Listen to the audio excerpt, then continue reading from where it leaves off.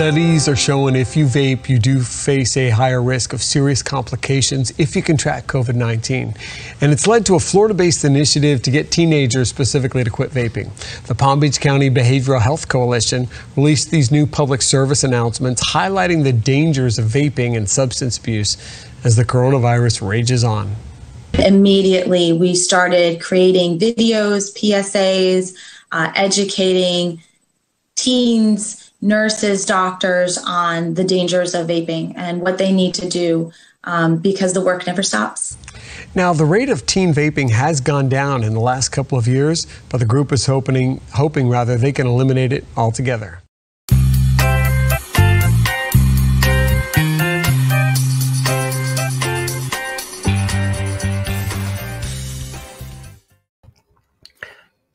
Hi, happy Friday. This is a precipitous Friday. It's the last non-holiday Friday of 2020. And it's the last Friday that you're going to have to look at our ugly faces of 2020. We are not going to be doing a show on Christmas Day night. And we are probably not going to be doing a show on New Year's Day night either. So this is Kevin and I closing out the year 2020 together. We've had a lot of fun in the last 6 months. I mean, obviously we've had fun before, but I'm very proud of the shows that we've put together for the past 6 months. 2020 is that fucking year that it's been a dumpster fire of a year for most people. Just one thing after another. So we're gonna kind of do a little bit of a look in the rearview mirror. We're gonna look at what's on the horizon. There's already some bad stuff for 2021 on the horizon. That doesn't make us feel very good, and we'll probably have some fun. So anyway, let me bring old Kevin in.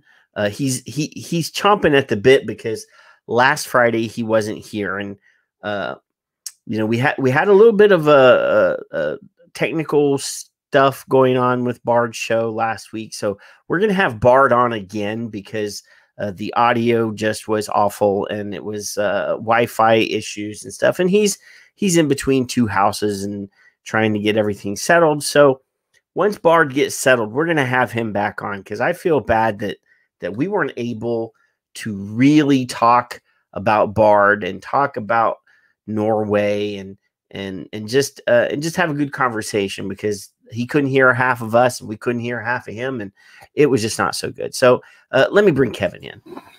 You like Bard, Kevin? I enjoyed Bard, but yeah, Bard had some Wi-Fi issues, and we weren't able to really chat, to really talk because he was missing half the stuff that Paul and I were saying. Paul was the substitute Kevin last week, and I just felt really awful about not being able to have the good show with Bard that we really wanted to have. So yeah, we're gonna have Bard. Oh, by the way, did you know that I've been talking to Clive Bates? and we're gonna do a show with Clive Bates. It's not gonna be a Friday night show because Clive lives in like Nigeria, and the time differences are huge. So we're gonna have to fine tune an exact day and time that will work for both of us because I work and he wants to sleep. So he wants to sleep. I get to personally tell him how much I hate him for his nicotine questionnaire. I can't wait. Oh well. but before we get too far into the show, we do want to say thanks to everybody that's here in the show. So David Moyle and Amanda Gallagher and Tom Morowitz and Victor Crowley and the lovely and awesome Miss Cherry Lai and Shannon Brown is here. So yeah, we want to say thanks, guys, for spending Friday with us. I said, did I not say Shannon Brown? I don't know. I don't pay attention to you. I don't even like you. Oh, okay. I totally believe that. Baird had technical difficulties. I just ignore you.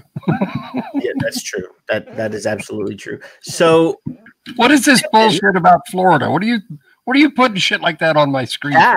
That was just that was just this week. That was Florida, right? That video was just this week from Florida. It wasn't even like a.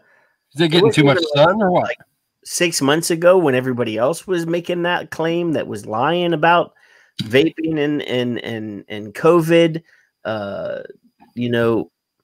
this is a county health department, and I love the fact during that video, the chick in the video, the lady in the video says that we've been educating doctors and nurses and health professionals about vaping. I got a rodent named Phil on Twitter. I don't really know who Phil is. Yeah, he's a groundhog. I think it's a groundhog. That fucker's got 1,900 smoking / and or vaping / COVID links, and I don't think one of them shows a progressive problem. Not one. I may be wrong, but. No. 1,900. Yeah, I saw that video and I said, well, since we don't have a guest, let me slap together a quick little video just to get just to get Kevin. Yeah. See, I'm so used to you not being here last week that I just was dropping Paul's name. Paul is in the chat room, by the way. He's in jail. Yeah, so no, I said he's in the chat room. He's in the chat room. He could be in jail because he is. Well, actually, he doesn't even need to be in jail because he lives in a prison colony. So, well, there you go. That by nature, Australia's a penal colony. And there's a whole lot of other ways I could go with talking about a penal colony, but I'm not going to go there. It's too easy. Too easy. He's one of the best dickheads I know, though. Yeah. So, hey, do you want to start with the bad news of 2021, or do you want to start with I'll show let's do bad other first. Places to. Let's do that first.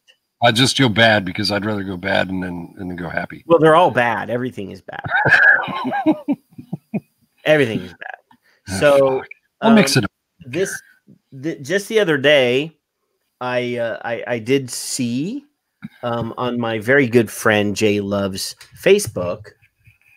Okay, first we have a bill in Congress that's already a problem that could possibly prevent the United States Postal Service from delivering or carrying vape products to their consumers, which is kind of annoying.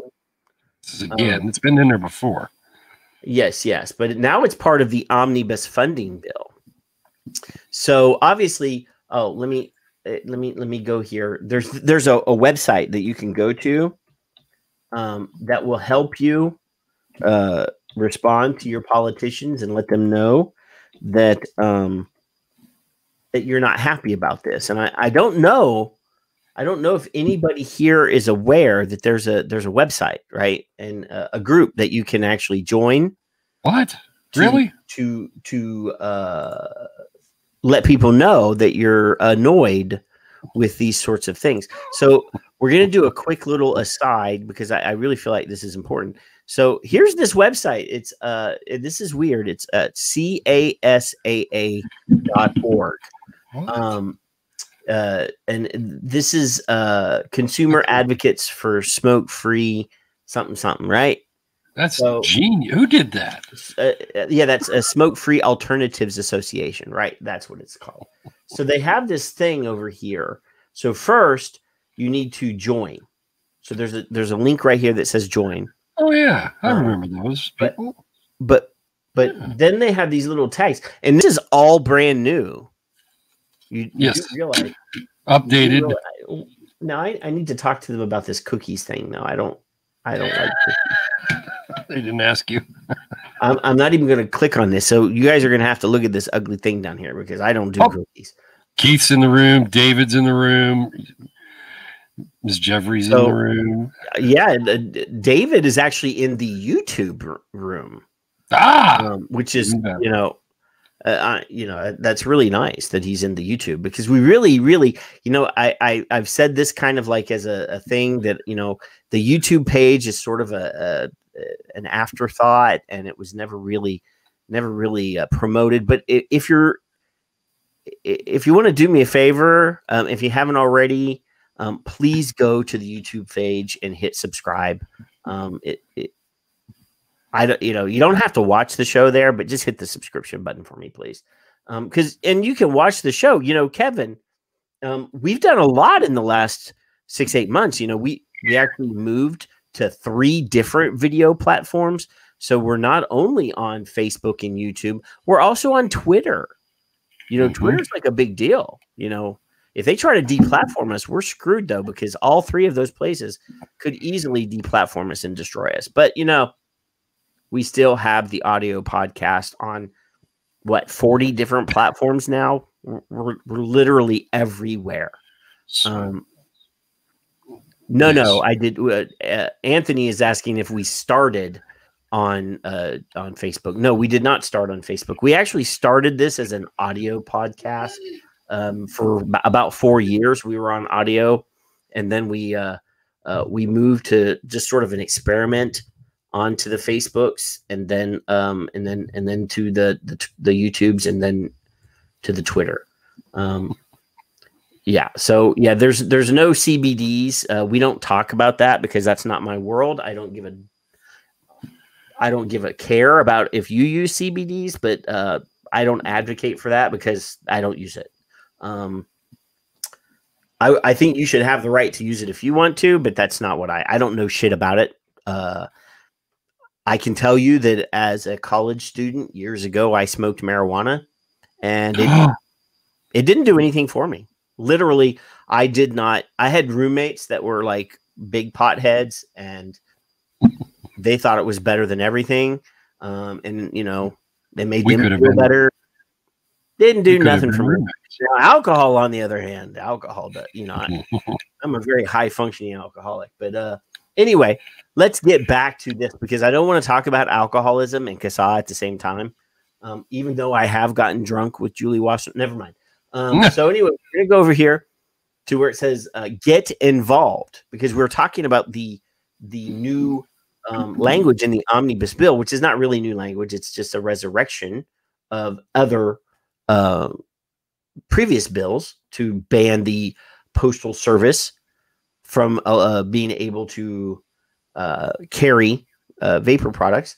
So here it is right here. It's the very first one. Now there's multiple ones, but this is the newest one. This is from December 10th. So it's that's not that old, but the Senate bill is Senate 1253. And what we need to do is we need to have a chat about this, because if you buy something online because you live in a place where there's no vape shops anymore because they all went out of business because of the COVID-19, or if you live in a very rural area where there was never a vape shop, Kevin, I had this moron on the show a while back. It's been probably a year or so ago. And he claimed if you took all of the vapor products out of every other retail establishment and only put them in vape shops, that vape shops would suddenly appear in rural areas where there was only a handful of people that vaped, that they would just magically appear. That if you build it, they will come, is what his thought was, is that if you can't get them anywhere, and you would build vape shops in the middle of cow pastures and BFE, and people would still go there to buy vape products. Well, sheep would, because so that's not how this works, because no retail establishment can survive in these rural areas where there's only a handful of users.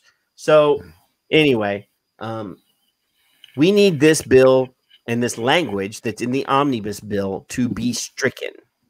So, okay, start acting a little worse. Lindsay's in the room. Oh no, I've seen her drunk too. Really, really, really drunk. No, she's a very professional young lady. So yes, this is what you do is you go and you protect your vape mail by following these instructions. So the bill was introduced, it passed the Senate, but then, and this is the newest update, CASA has learned that the vape mail ban language is being added to the 2021 omnibus budget bill. The budget bill is a must pass and is next scheduled to vote 2 days ago, which I don't believe that it was. So it's still it's still going. So everybody needs to deal with this. I want to make sure that everybody understands, and I'm sure they do, that the consumer group that we're looking at, CASA, may be new to somebody that isn't familiar with it, is you. You are CASA. Well, okay, so and I don't want to make this a big deal, Kevin, but I do believe, and I've heard this from consumers throughout the years, that it feels like a lot of people are talking about like VTA and SAFADA, and people, at one point, both of those groups tried to have consumer memberships. They're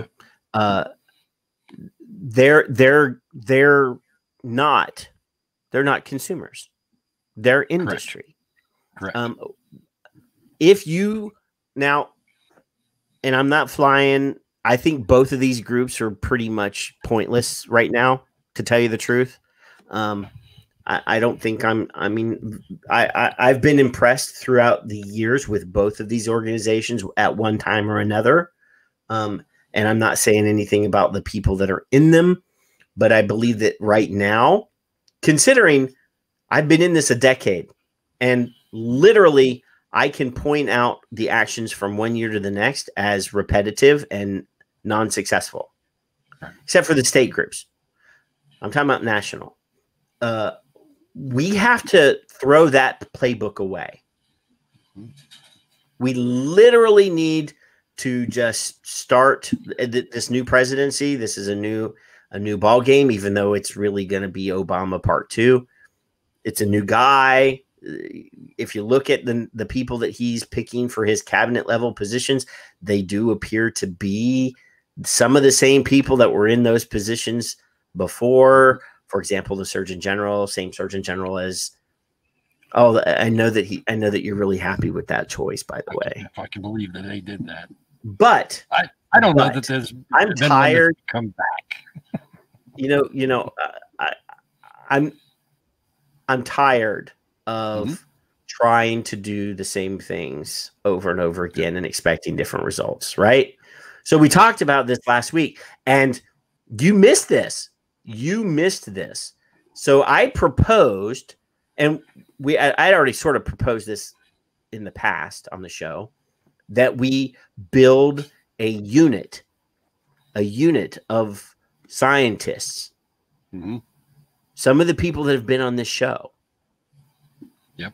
To be the dream team, to be the people that we get to come to hearings and represent and talk about science, right? So, funny thing is I was showing booze on the show last week. I started talking about RJ Jerebeck's whiskey, and then we just started talking about different boozes, and lo and behold, a lovely past guest, Miss Eliana, was in the chat room, and I was showing a bottle of port on screen, and in the middle of this proposal that I was making to the universe, that we should figure out a way to do this by getting Eliana and getting Charles and getting all these really big brain people like Dr. Farsalinos and Clive and all these people to be the team that goes and talks to the politicians, because the Democrats claim to be the party of science. So if we bring Ray Nyora, if we bring Dr. Paul Newhouse, if we bring Dr. Konstantinos Farsalinos, blah, blah, blah, if we bring Eliana, if we bring any of these people to come and speak about the science, they can't deny the science. It's like Paul said in the movie, Newhouse, not the other Paul, but the Newhouse, the really big Paul, the smart Paul. If we had these guys to point at the thing like he did in the movie and say, well, you know, I understand that you don't like the science, but this is the science. Dr. Rodew is another one. Yes, Dr. Brad Rodew. I got a man crush on Dr. Rodew. I really do. I know. You there's and I would love to get Brad Rodew on the show. I call people by their first names because I want them to feel more comfortable. Eventually, when we get them on, that we're on first name basis. I've never met half these people, but I still want to call them by their first names, you know. But anyway, we really went around the world on this one. So if vape mail in the standard postal service is threatened, what are we going to do if, say, FedEx or some other company that could possibly carry these products in the mail for us, that not the mail, but other delivery or package services? Kevin's delivery service. What if they voluntarily back out of carrying vape gear, vape UPS liquid? Didn't UPS get caught in New York transporting cigarettes or something a while back? I believe that was one of the things. So, anyway, I'm gonna. So anyway, Jay Love, who's been on the show, lovely man and Five Ponds fella, posted on the Facebooks. Now I'm going to call him Davey. Mr. Gorlitz. So look at this. This is on the FedEx website, right? Here we go. So if you see this where it says prohibited items, let me rub this. Let me rub this and make it a little bit bigger for everybody. Wiggle it around. There you go. All right. Is that big? Oh, fuck you. I hate this. See, it's wanting cookies. It's wanting cookies, Kevin. Well. Paul has cookies. He said he did.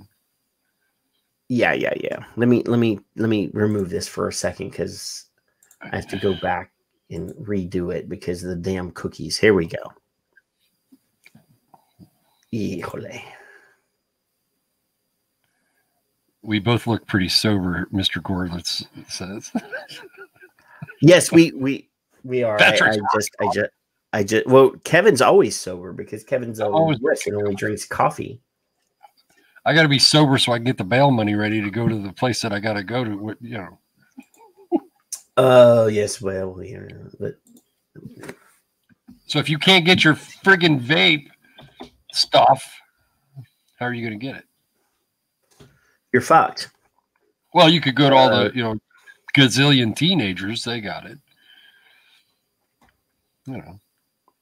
You guys are just going to have to deal with that because I can't get rid of it. So let me put it back up here. Fuck you.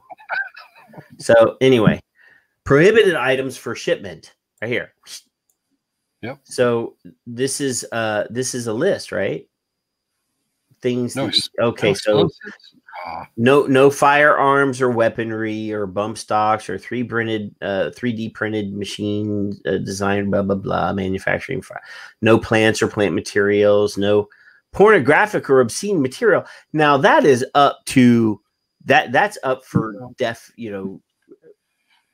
That's a how are you going to get your clown porn? I don't know. I'll get it to Paul. Give it to me. He's my. Well, he's got a huge collection in a giant Dropbox, so I think you'll be all right. So no counterfeit goods. Number 22 covers it right there.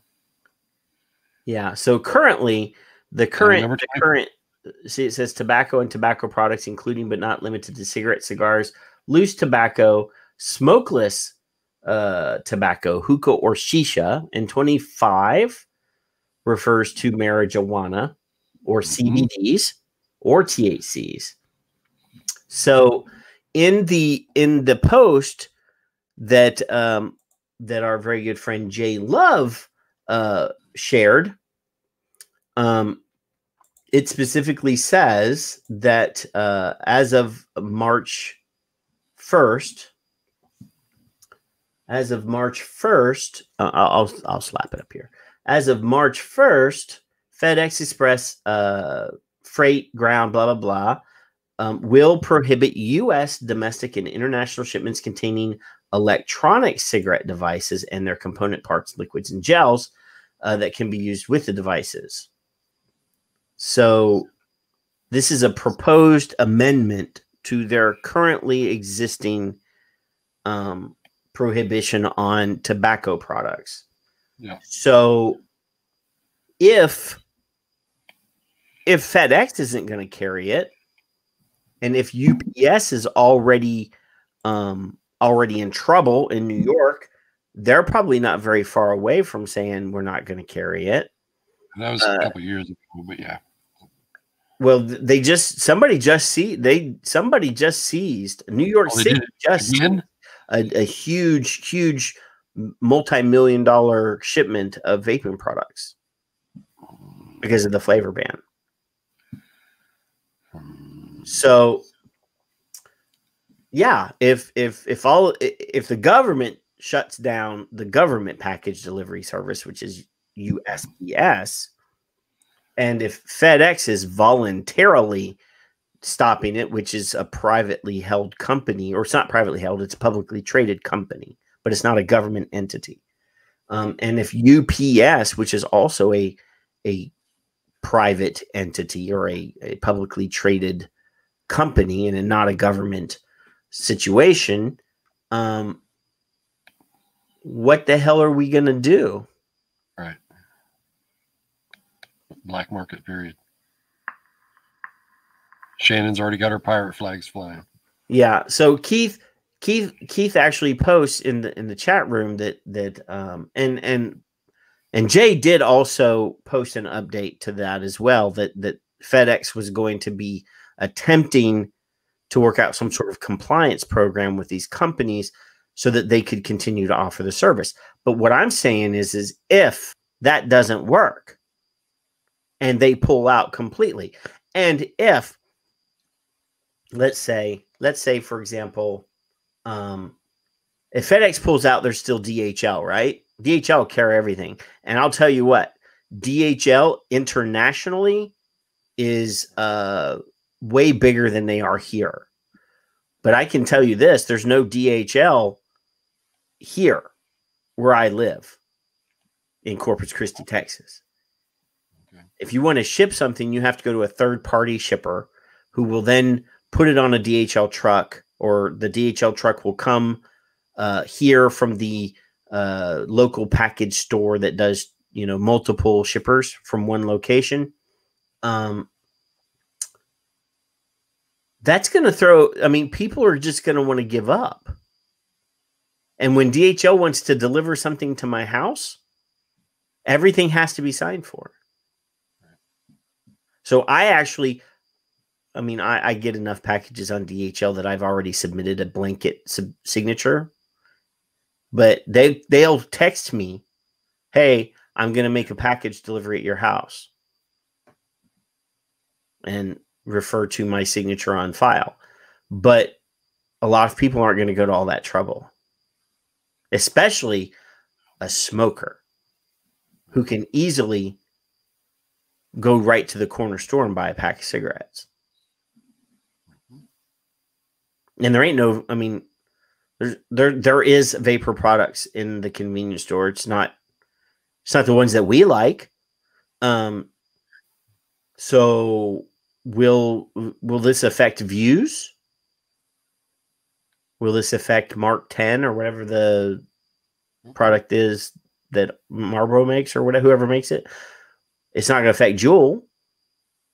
Juul's already got their own problems, but I mean, it's not going to affect Juul. They're still going to be available in the convenience stores. The only people this hurts really is the mom and pop, the small to medium-sized independent businesses, and the smoker. Rural smokers, yeah. Yeah, it's fucking them over big time. So yes, we need to act on the CASA call to action. Because, you know, actually here now in Texas, it was illegal till about a year ago to receive alcohol in the mail or UPS or anywhere, right? Now, because of COVID, you can ship booze to people in Texas now. So it's really, you know, that's good. So yeah, it's gonna be a big clusterfuck. So hopefully those people can work with FedEx and get some sort of compliance and signature on delivery or whatever.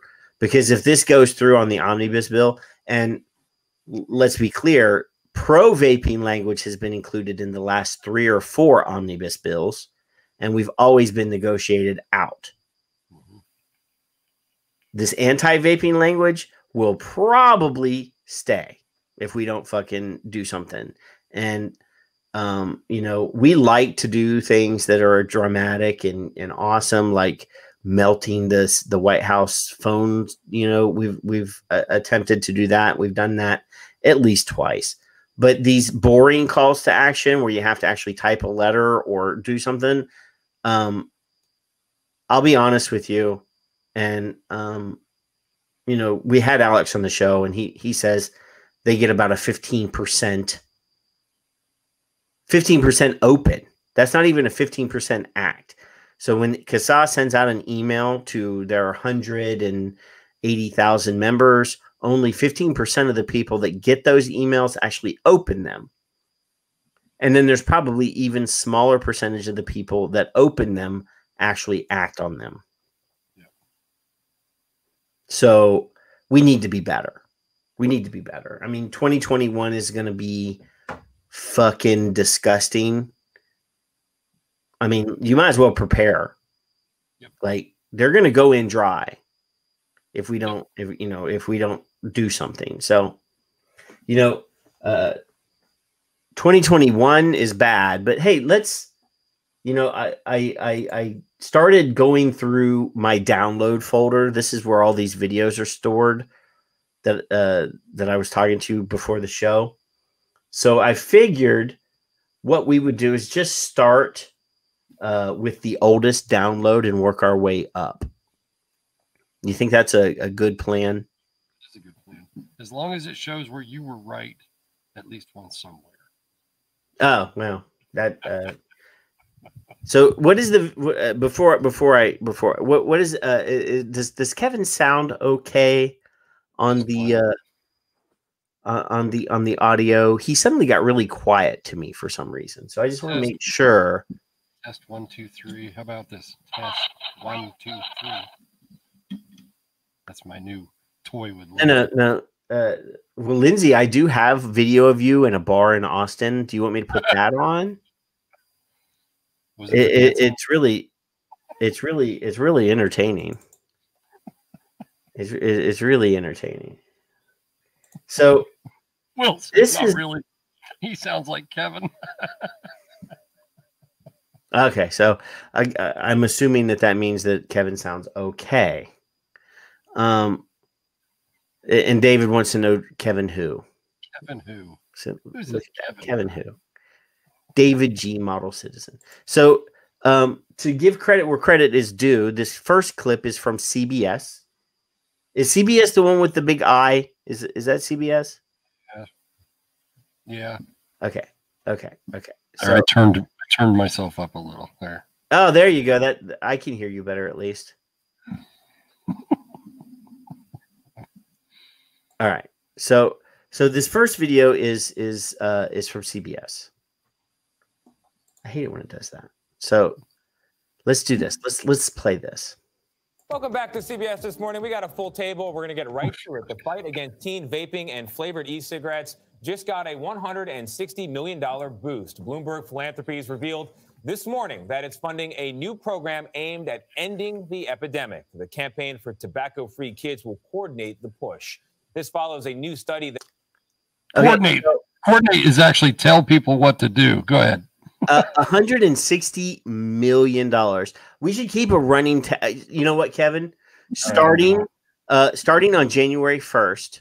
Yep. We need to keep a running tab of Bloomberg's donations to foreign governments, to anti-vaping groups, to foreign governments to promote anti-vaping bills. We just need to keep a running tally so we can see how much money this guy's shelling out in a calendar year.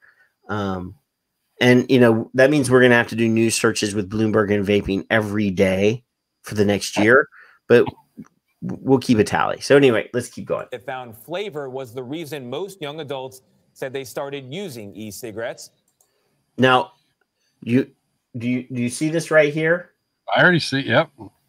American Heart Association is the source of this 41%. Now, this is from June, by the way. I believe it's June. Anyway. First on CBS This Morning, Bloomberg LP and Bloomberg Philanthropies founder Michael Bloomberg and the president of the Campaign for Tobacco-Free Kids, Matthew Myers, join us. Gentlemen, good morning. Morning. What a frightening mess we find ourselves in when it comes to e-cigarettes. All the progress we've made in reducing teen smoking in particular is being turned around because the kids like the flavor in the vaping products, and they're not people giving up smoking. They're not people that ever smoked before. This is a whole new group that's getting themselves addicted to nicotine. And in one pod that you use in a vape, it's the equivalent of all the nicotine in a whole pack of cigarettes. You call this an... Okay. So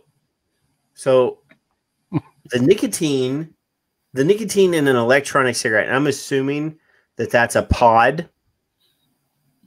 They've referred to that with Juul over and again.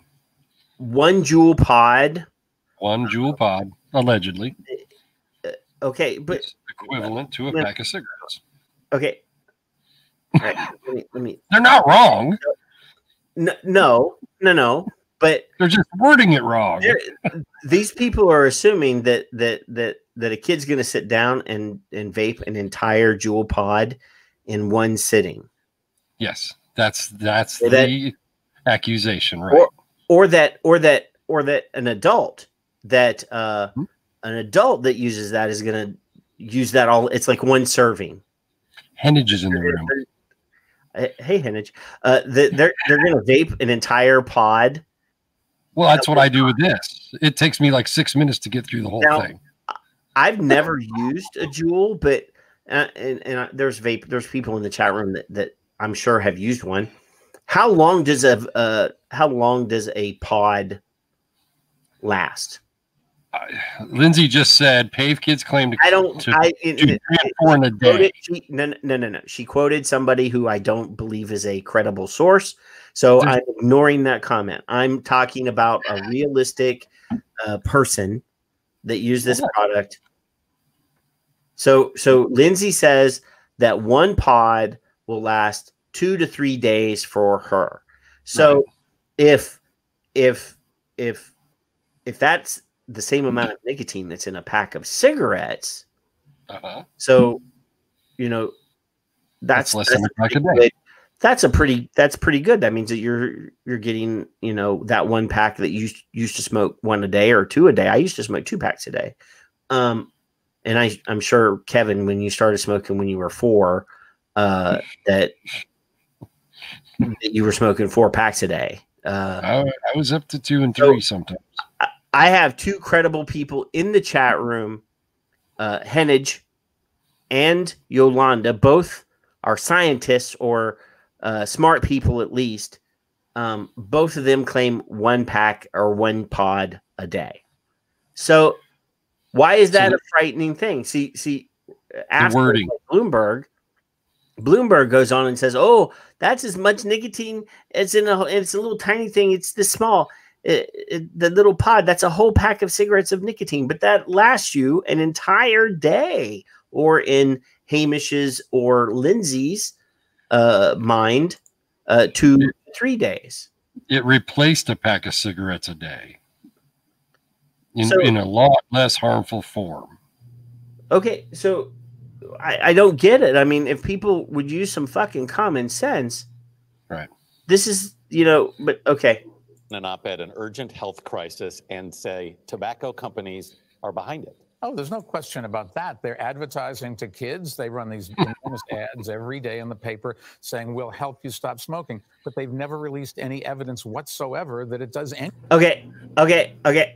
Here it goes again. I'm doing the Joe Pesci thing. Okay. So he says that companies that produce these products are they're taking out full page ads. They're advertising that they help you quit smoking. Now, can anybody, I challenge anyone, I'm going to go full screen for this one. Oh, I challenge anyone. I challenge Michael Bloomberg. Go and produce that ad for me. Please. Show me where RJ Reynolds or Juul or any vape company, whether that's a big, huge tobacco vape company or a small mom and pop vape company, has advertised that they help people quit smoking. Dave's got a good point. What kid reads a paper? There was a doctor on Twitter a while back that said, "Oh, Juul." Yeah, they can't. First, fucking produce me the ad before. Right. Then I'll produce a kid that actually reads the ad. But I guarantee you that in this country, no one has ever advertised that way. Right. Because we all fucking know it's prohibited. It's under illegal. It has been since 2009. Yeah. So, yeah. Let me play a little bit more of this fucktard. I hate this guy. Anything to help you stop smoking. In fact, most people that vape never smoked before. Well, the timeline for them to reveal that evidence would be 2020, when the FDA has a deadline for. But kids are dying. People are dying now and getting addicted. The timeline is yesterday, not tomorrow. You blame the FDA for this? Did you hear that? It's yesterday, not tomorrow. No. Kids are dying now. Oh, the kids are dying now. Yes. Yeah. Let me. People and they can say whatever they want. Timeline is yesterday, not tomorrow. You blame the FDA for this? The timeline was before they put it on the marketplace. They shouldn't be experimenting with the entire American public. What we know is these products are addicting millions of kids, and we have no scientific evidence submitted to the FDA whatsoever that they're actually effective at helping smokers quit. Do you blame the FDA? This was what, 2019? Slow to regulate. And once this was, I downloaded it in June when I was creating the new intro video. So there's a couple sound bars or sound clips from Bloomberg that were in there. But so no scientific evidence is a flat fucking lie. That's a drink word. Yeah. So, I mean, he's saying, this is from, so this is the end of, so literally, and this is the same playbook they used all year last year. Yeah. They laid the groundwork by having these two asshats on national morning TV, and they've just been regurgitating and telling this bullshit. This dialogue has been exported to Australia. These talking points have been used to justify bad legislation all over the world, right? So this is awful. This is awful. So that's one video. So I don't want to spend too much time all on one video, because then it would be just boring. So we have another one. So let's throw this guy up on screen. Oh. Now this is harasses me. I'm going to sue. And again, I'm not. This is a 5-minute long video. I'm not going to play the whole video, but let's let's check this shit out. I'd ask you about the vaping ban. You can talk about your process in getting to that decision of having the vaping ban, and speak to. So the reporter, I don't know, the audio is really low, so I just want to make sure. So the reporter's asking him about the vaping ban and the justification for the vaping ban. The businesses that say they might lose a large amount of financial profit or have to close down. Yeah. So what is your thought process? Their businesses are claiming that if you push this through, that they're going to lose all of their businesses, blah, blah, blah, blah, blah. First, the big money behind vaping are not the mom and pop stores. No. It's big tobacco. When big tobacco had what I believe were false and misleading practices closed down in 1998, they have migrated now to vaping. And it's the same model. I'm going to get you addicted to nicotine. 20 years. For life. What they did with cigarettes, they're doing with vaping, in my opinion. Where we stopped them with cigarettes, they still have an open track on vaping. We said on cigarettes, you can't market to young people. Vaping companies do. Okay. Same challenge. Okay. Produce this shit for me. I mean, I've got 2 New York assholes. And I'm sorry for anybody in the chat room from New York. 2 fucking assholes from New York. One, an ex-governor of New York, and the other one, a current governor of New York. Ball-faced lying. Because I guarantee you, if you look at a Juul commercial or a View, the Views commercial is fucking done in a science lab. Like they're showing the science. So Juul, I'm sorry, you may not like it, and I really despise the company, but there's nothing dirty about their advertisement. Their advertisements were clean. Like everybody in those videos, they look young to me, but I'm a fucking old man, and none of them look below 21 to me. Nope. They all look like young adult people, and young adult people, you hear that word, young adult? Yep. That means that you're a fucking adult. Mm-hmm.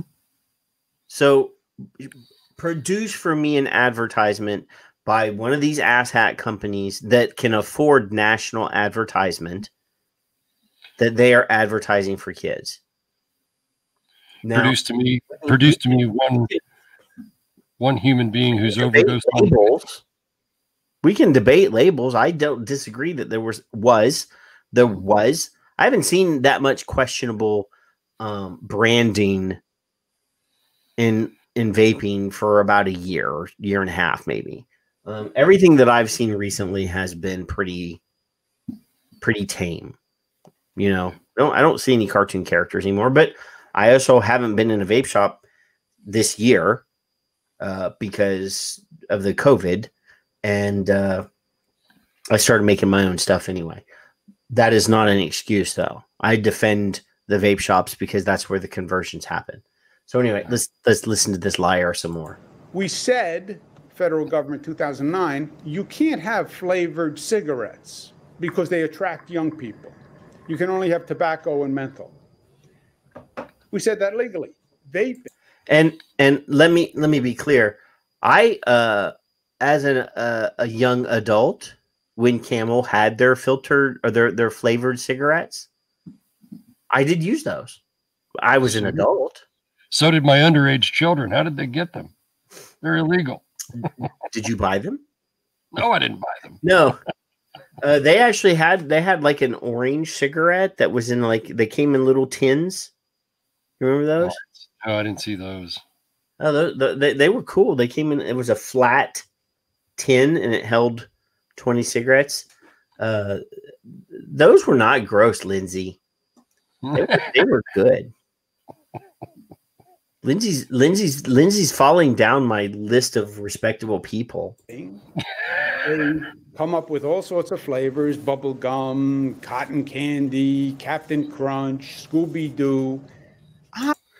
Okay, Scooby fucking Doo, okay. right? Okay, what the fuck is a Scooby Doo flavored cigarette or Scooby Doo flavored vape? It's one of his tattoos. Vape. It's one of his tattoos. Vape? Does anybody want to vape a dog flavored e-cigarette? That's what I want to know. I mean, is it like a wet dog? Is it a dog that's been freshly dipped? I mean, what the fuck is a Scooby Doo flavored e-cigarette? Obviously, to attract young people, and there has been no long-term research on what these devices do. We have hundreds of cases nationwide where people have gotten sick or died using these devices. Okay, so that clip is actually is in the intro, but that's a lie. That's extremely misleading. And this was right after. This was at either the beginning of this year or the very tail end of last year. And at a minimum, they are getting kids addicted to nicotine at very young ages who have no idea of the danger. So Kev, what? Did we not spend a lot of time with like scientists and stuff talking about how not addictive nicotine is? Yes, correct. That's correct. Okay, As a matter of fact, we did some science a few weeks ago. And and the other thing was, would you rather someone be addicted to a essentially a harmless chemical than smoking a cigarette? Well, so Mr. even if we don't fucking quote Glantz, even if we agree, even if we just throw in the towel and say, okay, you know what, nicotine is indeed addictive. Mm-hmm. It doesn't cause cancer. No scientist on the planet Earth has ever been able to show that nicotine causes cancer, because it doesn't. It actually improves mental focus. It helps people that have mental illness. Has a lot, we can talk about how it reduces stress and all that shit. So it's essentially a beneficial chemical for most people, not everybody. If you watch the movie, You Don't Know Nicotine, you will learn that nicotine is different for each person. Mr. Gorlitz was in this film, by the way, for those of you who don't know. He was in the chat room on YouTube, but he hasn't piped up for a few minutes. So what I'm wondering, though, is even if it is addictive, even if we just relent on that and say, you know what, fine, we'll agree. I'll agree that it's habit forming if you agree that it's beneficial. Correct. I'm still on dependence. I don't like the word addiction. Well, itself, habit forming is habit forming. I'll go. Dependence. Yeah, that's fine. So, okay. So what is the worst thing that can happen if you are addicted? That's my question. What's the worst thing that can happen if you're addicted? Well, the worst thing is that on some people, it really doesn't have the beneficial side effects that it has for other people. We'll call those benefits side effects. Okay. And then for other people, it will have a beneficial side effect about making them less stressed. It will make them more focused. It will allow them to work more efficiently. And damn, I really can't. So you're describing caffeine, right? Well, that it is a stimulant, and some people are more sensitive to caffeine than other people. So nicotine would probably be the same way. As Aaron, who was not a scientist, but who has interviewed a bunch of scientists about nicotine, was able to discuss on the show that we had him on 2 weeks ago, where he discussed the fact that everybody has different receptors in their brains, and some people may not have all the same nicotine receptors that other people have. So yeah, Yolanda, I can see the video and other people can see the video. So maybe it's your video. But anyway, I think it's because we're not allowing Cuomo to talk. So let's play a little bit more of Cuomo. So what? Young kids, they all say the same thing. Oh, it's entirely safe. Well, where did you hear that? Who said it's entirely safe? Nobody even knows if it's safe. Nobody studied the long-term effect of inhaling steam. Kev, What? Stop waking me up. Have you ever said that this was safe? I've leaned on safe. I've eluded the safe. I've steered as far away from the word safe as possible. I like safe. The word safe with an R at the end because safer. I very much do not. I don't believe that nicotine. If they do ever find harms in vaping, it will not be the nicotine. Nope. No, and they've already found harms. If they do find harms, it'll be like this, Dr. Farsalinas has found the harms and will continue to find any that are possible. Because he's a scientist and he's dedicated. That's what he does. He uses these products. He uses these products. Dr. Charles Gardner, he's a scientist who happens to vape. Yolanda does use these products. I believe she's a scientist. I think Marwa Glover may have used these products for a while. I don't know if she still uses them or not. But Melania, she does not use these products, but her mommy does. Right, but she would tell us. Eliana would not let her mommy use these products if they were dangerous, though. I can guarantee it. Because she's a Latina. She's from Colombia or Chile, Colombia. And you don't piss off them by threatening their mommies. She speaks 7 languages, and she actually talked to us chuckleheads. I know, and I can guarantee you, Kevin, that no other vape show like we do has ever had science performed live on the show. Take that, Teamy.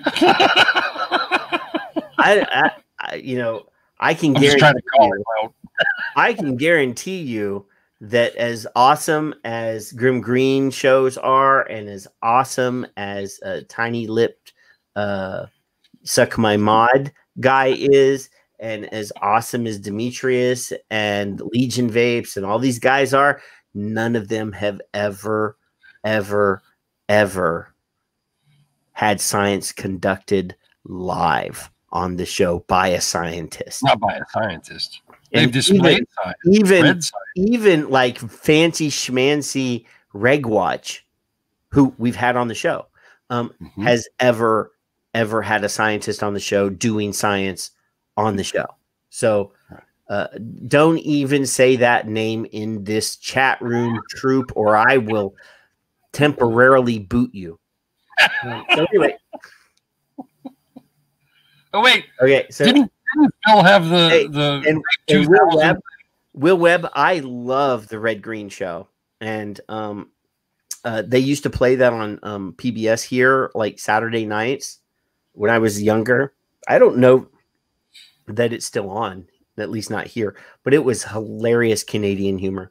But anyway, let's continue. And chemicals deep into your lungs. Chemicals deep in your lungs. It's a mom and pop vaping store. That's not the money. It's Philip Morris. It's Altria. It's the big tobacco companies. Now, they're putting the mom and pop stores up because they're the sympathetic face. But that's not the money in this industry. It's okay. So Keith is in the chat room, or was. Keith is in the chat room.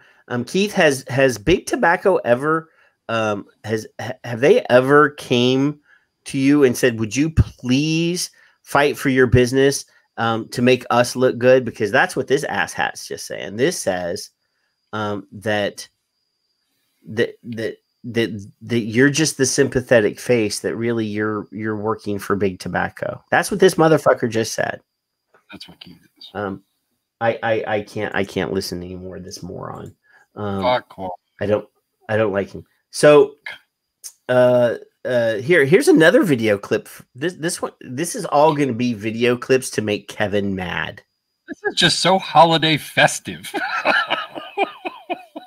Yes, and I'm gonna show Keith's response on screen in perpetuity to preserve it for posterity. Hell no.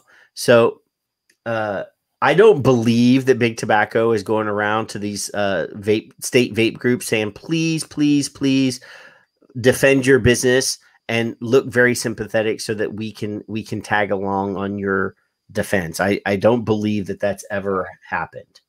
No. So there's a show, and I'm going to preface this by saying I used to like this show. All right. Because it was news, but it was sarcastic news. It was sort of presented in an entertaining way. It's on the Comedy Channel. We might get pulled down off of YouTube. I just thought about that. We might get pulled down for playing these clips, but you know what? I don't care. So, because it will be saved onto the audio podcast forever and a day. So, yeah, yes, Ed. So I'm going to throw this on screen. So it says here, this is Trevor Noah. I think that's this guy's name. Yeah. From The Daily Show. And it says, if you don't know, now you know. Well, I do know because I watched a movie called You Don't Know Nicotine that taught me about nicotine. So this is a moron. Let's listen to this moron for a minute. How did electronic cigarettes become the biggest thing on the streets? Well, their rise to the top started a lot like regular cigarettes. There's no question that the e-cigarette industry has ripped its tactics straight from Big Tobacco's playbook. Take a look at the glamorous woman in the blue dress smoking a cigarette in 1930. And this woman today in an ad for an e-cigarette. The rugged cowboy then and now. Both marketed relaxation, sharing, travel. Hey, they said the rugged cowboy. We have one of the rugged cowboys. Well, he wasn't really he was the rugged adventurer guy. But we have one of those right here in the chat room. I'm surprised. I would have been amazed if they actually had his picture on this piece. He might not appreciate that. Sex appeal. E-cigarette manufacturers like candy pens can be promoted in DJ Khaled music videos, just like tobacco corporations used to pay stars to smoke their cigarettes on screen. Okay, that's just irresponsible. Celebrities shouldn't be advertising addictive substances to their fans, which is why the only product I endorse is cabbage. Cabbage. It's the one thing you definitely won't get addicted to. Somebody check and see if it has nicotine in it. Now, I will say that I was a fan of this show when I was younger, and the other guy was on, Jon Stewart. Yeah. I didn't always agree with Jon Stewart, but at least, it was better than this guy. So just look at that face. So this guy's making fun, and to be clear, this is not a new clip. This is from like the last year or so. But these types of pieces, this is the stuff that has been introduced into the mainstream. People absorb this content and they regurgitate it. And this guy's making fun of the technology that has helped millions of people save their lives. Mm-hmm. And it's a joke to them. Mm-hmm. Like, to us, we take this shit very seriously because we know I've been using this technology for 10 years. I'm healthier. I breathe better. I'm able to do more. Food tastes better. Obviously I was smoking 2 packs of cigarettes a day. So I was very productive because I was getting my nicotine and it was making me productive. But, it's sad that these people want to shit all over something that they don't understand because they don't like it. Dehumanize. Yep. So, we're going to keep the hits. The hits are going to keep on coming. I don't even like you. This one this one's pretty funny. So this one is Talib. This is one of the what do they call themselves? There's these women that are what do they call themselves? The gang? No. They have a name. No. There's a bunch of congresswomen and senators that are these progressive politicians that have it's Ocasio-Cortez. It's this one. It's the one from Michigan. The Squad. Yes, this is Miss Talib is from the Squad.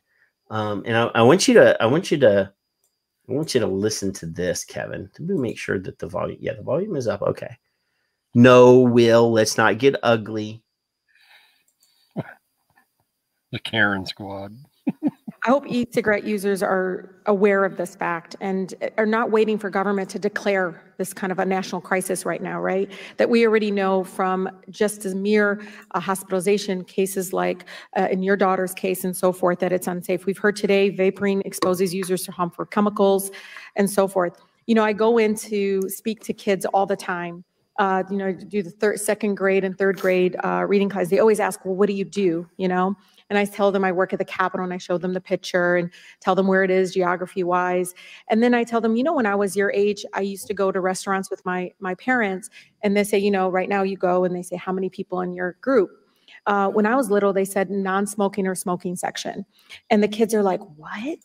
But Mark, it would have still been on screen. Mark is upset that I mentioned that she's from Michigan because Mark's from Michigan, but she is from the 13th district. That's Dearborn Heights. And I you know, there is and again, I'm not making any comments about people's religion, but Dearborn is one of those areas where there's a very large Muslim population, and she should be congratulated because she's a Muslim American from Dearborn, Michigan, who was elected to public office. I'm not attacking her because of that. This bullshit that's coming out of her mouth, though, should be attacked. So let's continue. And I was like, yeah, they would say non-smoking or smoking because they smoked in cigarettes in public places like restaurants, hospitals, schools, planes, and the kids' eyes are wide and they're like, what? That's unbelievable. And I said, yes, even though scientists, people were saying secondhand smoking was worse than directly smoking cigarettes. And even now, I am not going to argue that secondhand smoke is really good. I'm not going to say that. I completely believe that secondhand smoke does affect people. Now, she's just made the claim that secondhand smoking is worse than smoking. Right. She just made that claim. It's a very subtle thing that they do, isn't it? It's very subtle. It's definitely not.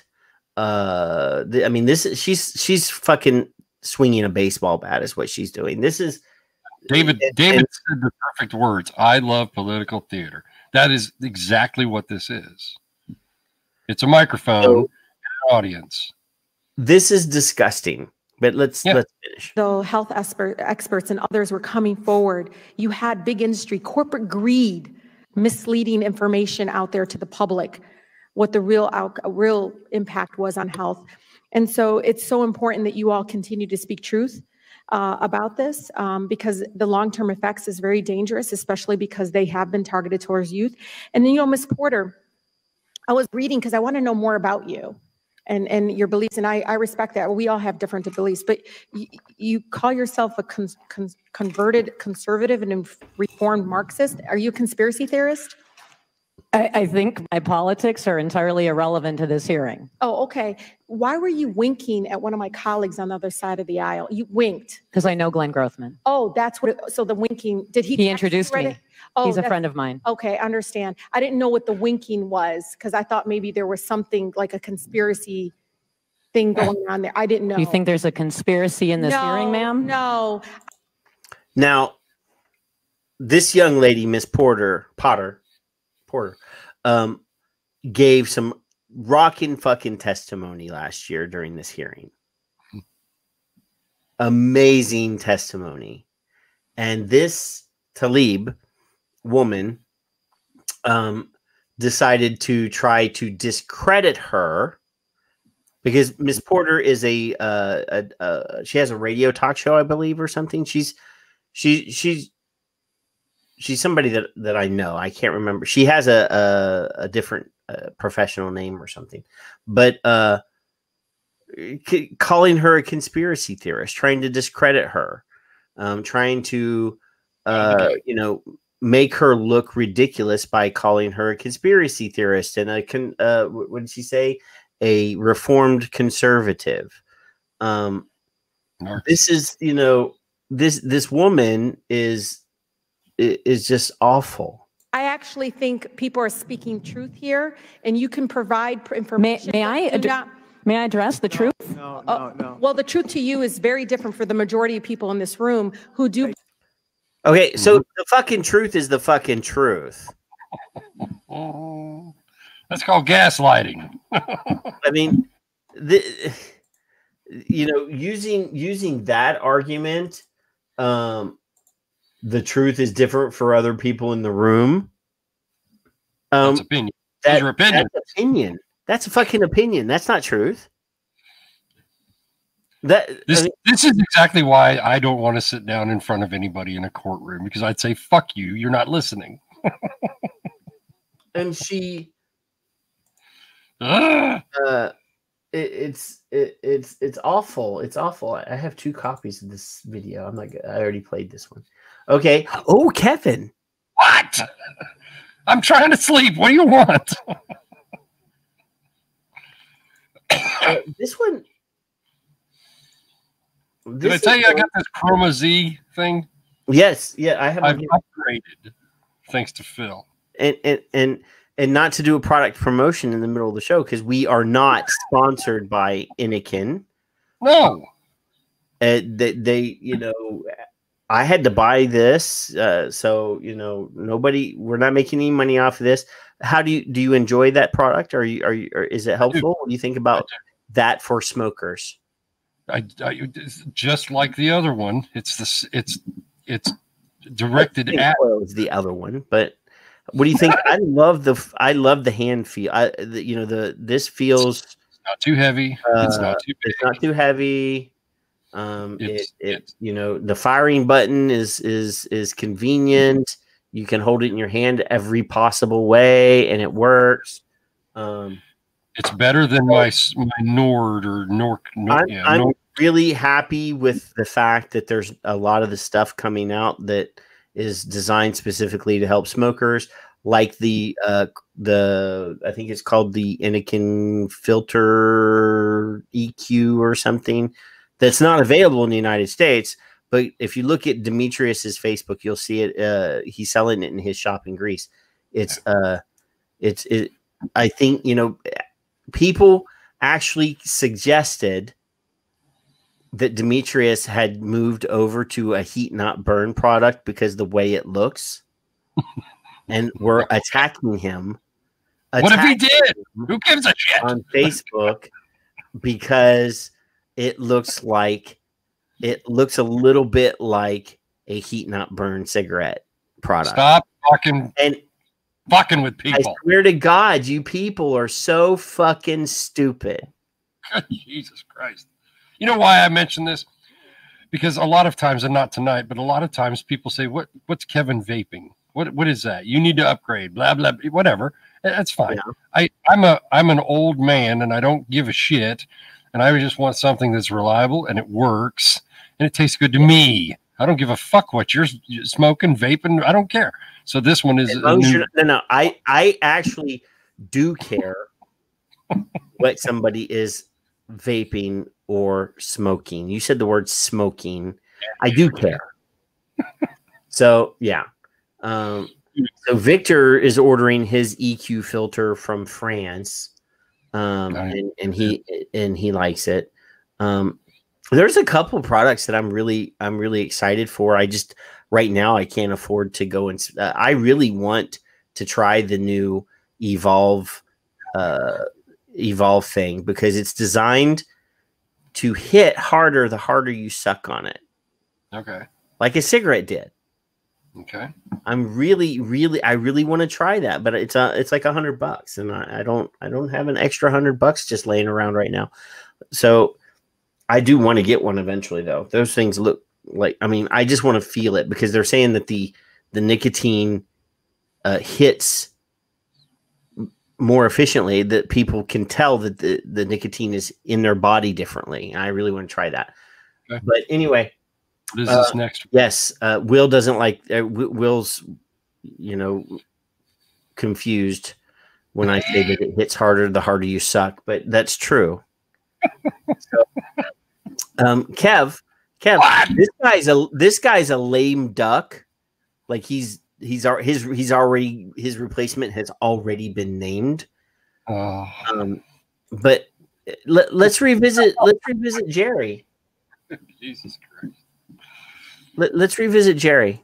Combustible cigarette smoking has sharply declined over the past half century with the increased awareness of the dangers posed by smoking and adoption of evidence-based strategies that we know work to effectively prevent and reduce tobacco product use.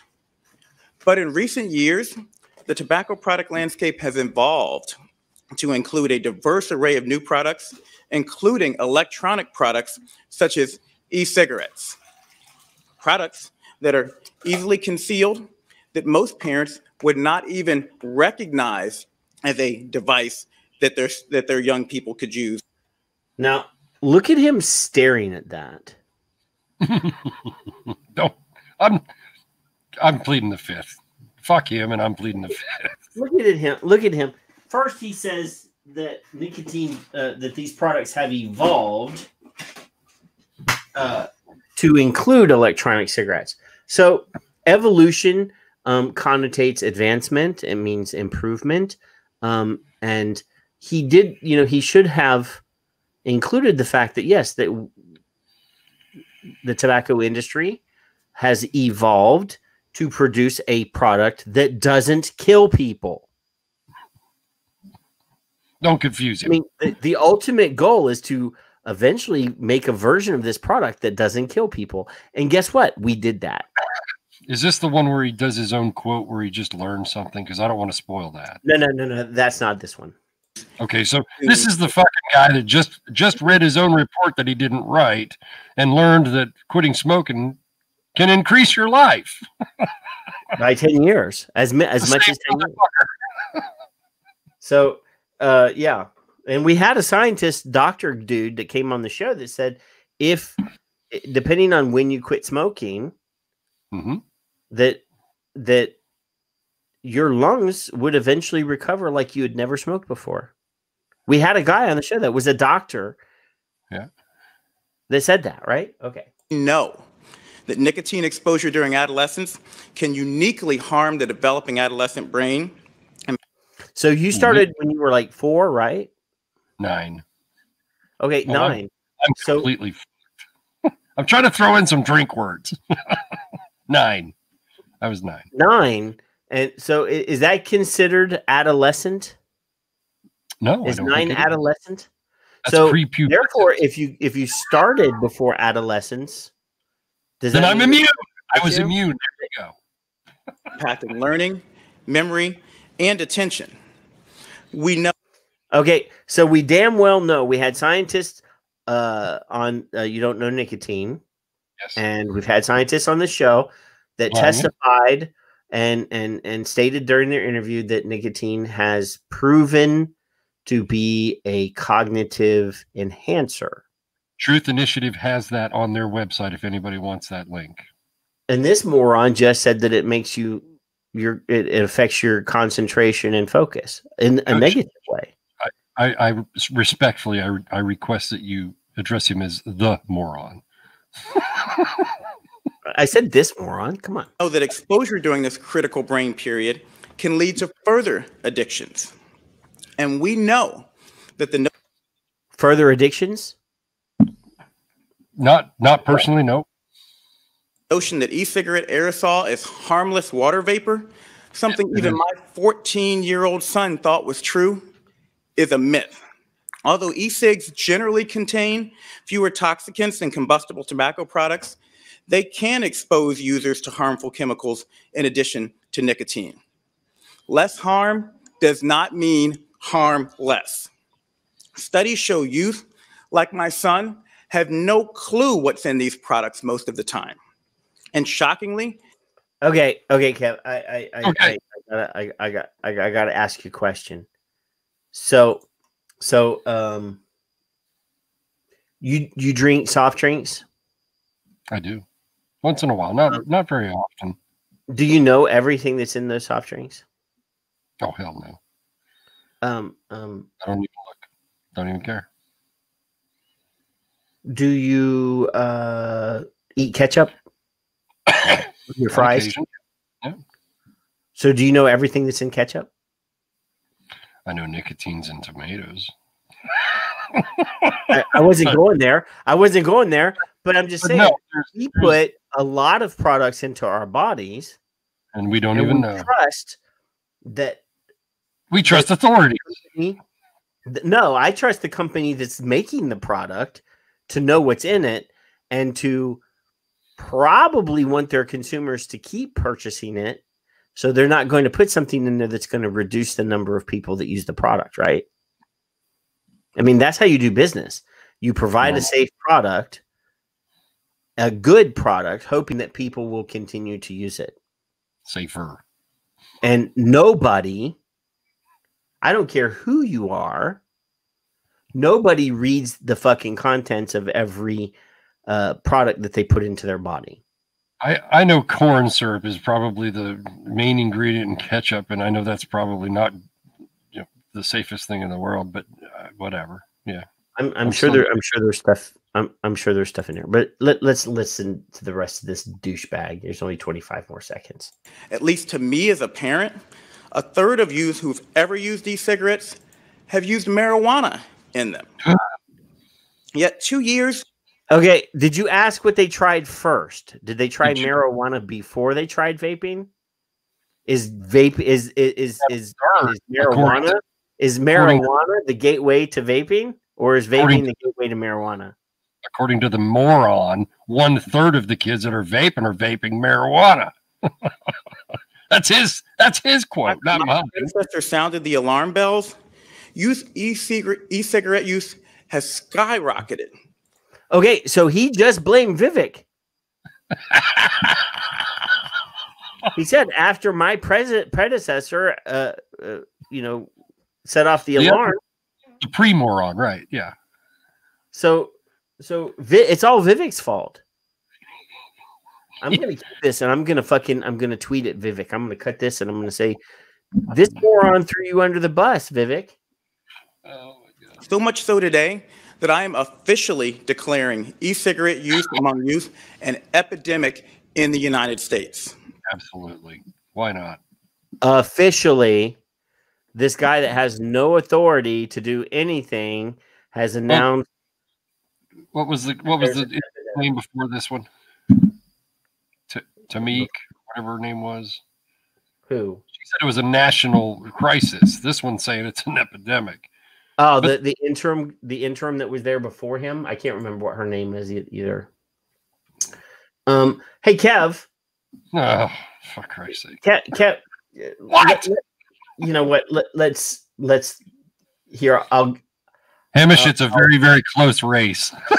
I'm gonna play a 2-minute video that'll make you happy. Okay. This is the next video on the list, and this is a good one.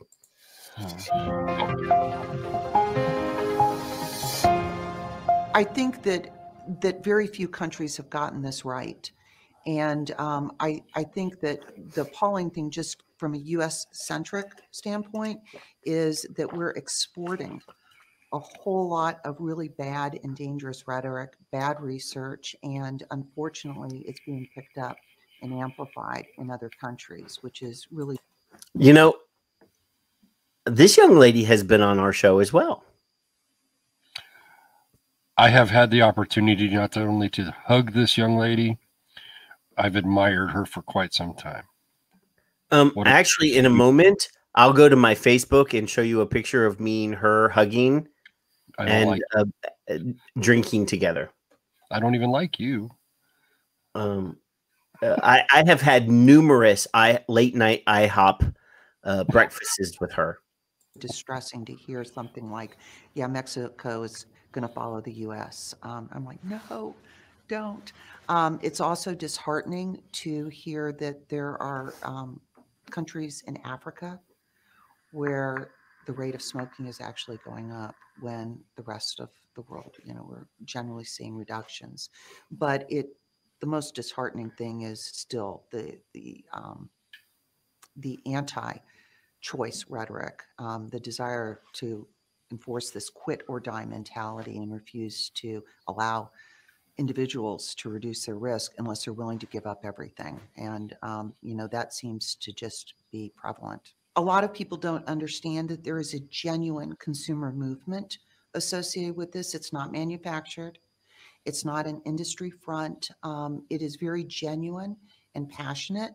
And so instead of trying to kind of create all of these things out there to represent us, our voice needs to be listened to and included. Honestly, there are a lot of stakeholders in all of this. Yeah, my voice should be listened to and above all else. As a consumer, I believe that our voices, not just my voice, but our voices are the most important. And the ones that could get better traction than some guy up there that is defending their business. They have, obviously you can always, especially in Australia, they ask every person in the hearing, do you derive any income from tobacco sales? A consumer, a loud consumer rally cry. If it was guided properly, could be hugely impactful, especially with the science squad that I laid out in the last show being there as well. I don't know. I think somebody needs to listen to what I'm saying and go with what I've proposed. So far, you've only shown one beautiful human so far. You know that. Oh well, here I'll show you another one. I already have this one loaded. The odds. Fine. There we go. Should electronic cigarettes be banned? No. In fact, vaping should be encouraged for cigarette smokers. Hello, I'm Steve Forbes, and this is What's Ahead, where you get the insights you need to better navigate these turbulent times. Before the COVID-19 crisis dominated our lives, U.S. healthcare authorities and others were waging a relentless publicity war against electronic cigarettes or vaping. While not in the headlines for now, the anti-vaping forces are still at it. They have already succeeded in persuading countless numbers of people that e-cigarettes are as dangerous or more dangerous than traditional tobacco products. So everybody, you guys might not know Steve Forbes. So you've heard of Forbes magazine. This guy's a multi-billionaire dude, just like Bloomberg, maybe not as big as Bloomberg, and probably even bigger than Trump. And he ran for presidency multiple times. I think twice he's run for to be president, and never got enough votes. But he's a smart guy, and if you listen, obviously everything that he said up to this point has been the same bullshit that we've been saying. This guy has no skin in the game. He's not a smoker or a vapor or anything, but he sees the bullshit that we've been going through. And we shared this video all over the place when it came out in the middle of the year. Obviously, this is during the pandemic, because he brought it up already. So, these videos that we're playing I'm trying to play them in a chronological order as we get closer to current times. And this was just a few months ago, right? So yes, he's one of the very few that just to had put this in context for the people that don't know who Steve Forbes is, so he was a guy that was running to be president like maybe 12 years ago. It's been several elections ago, and twice that I can remember that he ran twice. But yeah, very rich man, publisher of Forbes magazine, or his family publishes it. He's written plenty of books on economic theory. His proposed tax thing was called the flat tax. I'm pretty sure he was one of the guys that was pushing for the flat tax. But yeah, he's not a moron. Now, let's be clear. We shouldn't be ingesting smoke from tobacco, marijuana, or vaping devices into our lungs. And of course, any kind of smoking could well make the getting of COVID-19 even more disastrous for people, including... Now, to be clear, he didn't say, he said it may. Right, and he didn't know anyway. At the time when this video came out, there was a lot of people that were saying that and obviously we've developed science since then that proves that, differently. But anyway. Including young people. Shockingly, the campaign against vaping has been based on a mountain of misinformation and outright lies. In fact, by persuading smokers not to switch to e-cigarettes, these authorities are consigning hundreds of thousands of people to unnecessarily premature deaths. That is, more Americans will die as a result of this misbegotten crusade than from the COVID-19 disease itself. Let's look at the facts. E-cigarettes do not contain tobacco. They let users inhale nicotine, but not the deadly substances of tobacco. Bam. Vaping is the safest, most effective alternative to smoking tobacco. Bam. That's why British healthcare officials have taken the opposite tack. They encourage smokers to switch to vaping. Bam. Anti-vaping forces in America point to the surge in recent years of vaping among young people, especially teenagers, implying this is a gateway to using cigarettes. The truth is the opposite. The rate of cigarette smoking among young people in the past decade has plunged from almost 16% to under 6%. Last year, we were inundated with stories of people getting lung diseases from vaping, numbering 450 cases. 5 died. Turns out most of these people had used illicit vapors. Stop. E-cigarette. When is this? June? Yeah, somewhere around there. So he already knew in June that it wasn't this. It was something else. Go. Actually, this is after June. Manufacturers were selling to ingest a form of marijuana that contained an acetate used in topical skin lotions. Despite the truth about e-cigarettes, anti-vaping forces pressured the FDA to ban flavored vaping liquids. This is but a stepping stone to an outright prohibition of vaping. It should be of no surprise that tobacco companies and makers of nicotine patches, chewing gums, and other stop smoking aids would take a dim view of e-cigarettes. But e-cigarettes are significantly less harmful than traditional smokes. Let's stop these deadly anti-vaping campaigns and inhale the healthy example of Britain. I'm Steve Forbes. Thank you for listening. Do send in your comments and suggestions. I look forward to being with you soon again. I don't understand. Why haven't you had him on the show already? Because he's a multimillionaire media magnate that I don't believe would be interested in hanging out on a Zoom room with us. So that was August. That was August. So they'd already released in New York the study that showed, so he did know about it. And we were told in November that they had a breakthrough from the CDC. It was groundbreaking bullshit that they found out. So this is actually let me. Yes, Yolanda. Ask him anyway, Patrick. Fuck off. Ask him anyway. So this is from September. This next video is from September. Okay, so you're gonna make me cry. Oh, for Christ's sake! Here we go. The doctor's in. Hey, Doc. Does vaping really make me more likely to get COVID? Well, we don't have all the science on COVID-19. What we do don't know is that vaping can damage the lung and weaken your overall immune system. The best defense against COVID-19 is social distancing and a strong immune system. So medically, I'd skip the vape.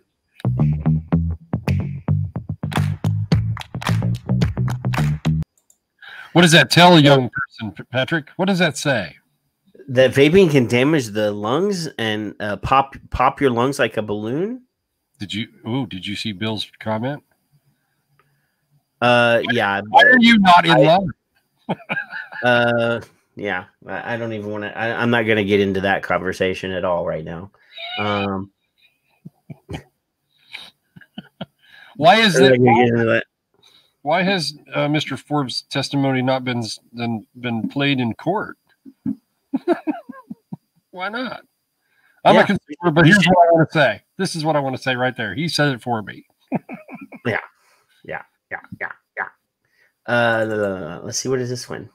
I'm just moving. Oh, this one, you'll love this one. I don't trust you. I don't like you. I don't believe you.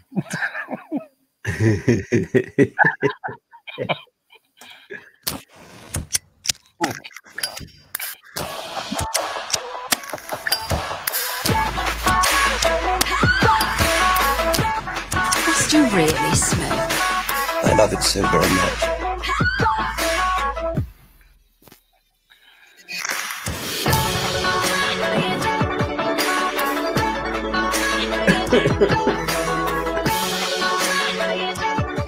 It's shockingly effective.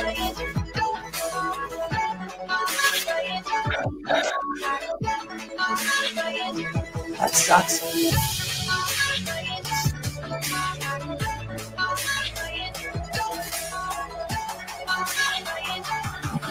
So,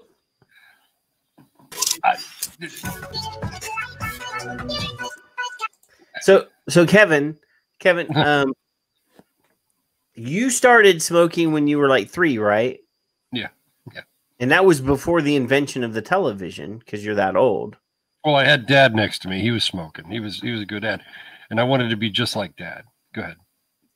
But they said groundbreaking, and it's small screen. What percentage of the fucking small screen is going to show smoking / vaping?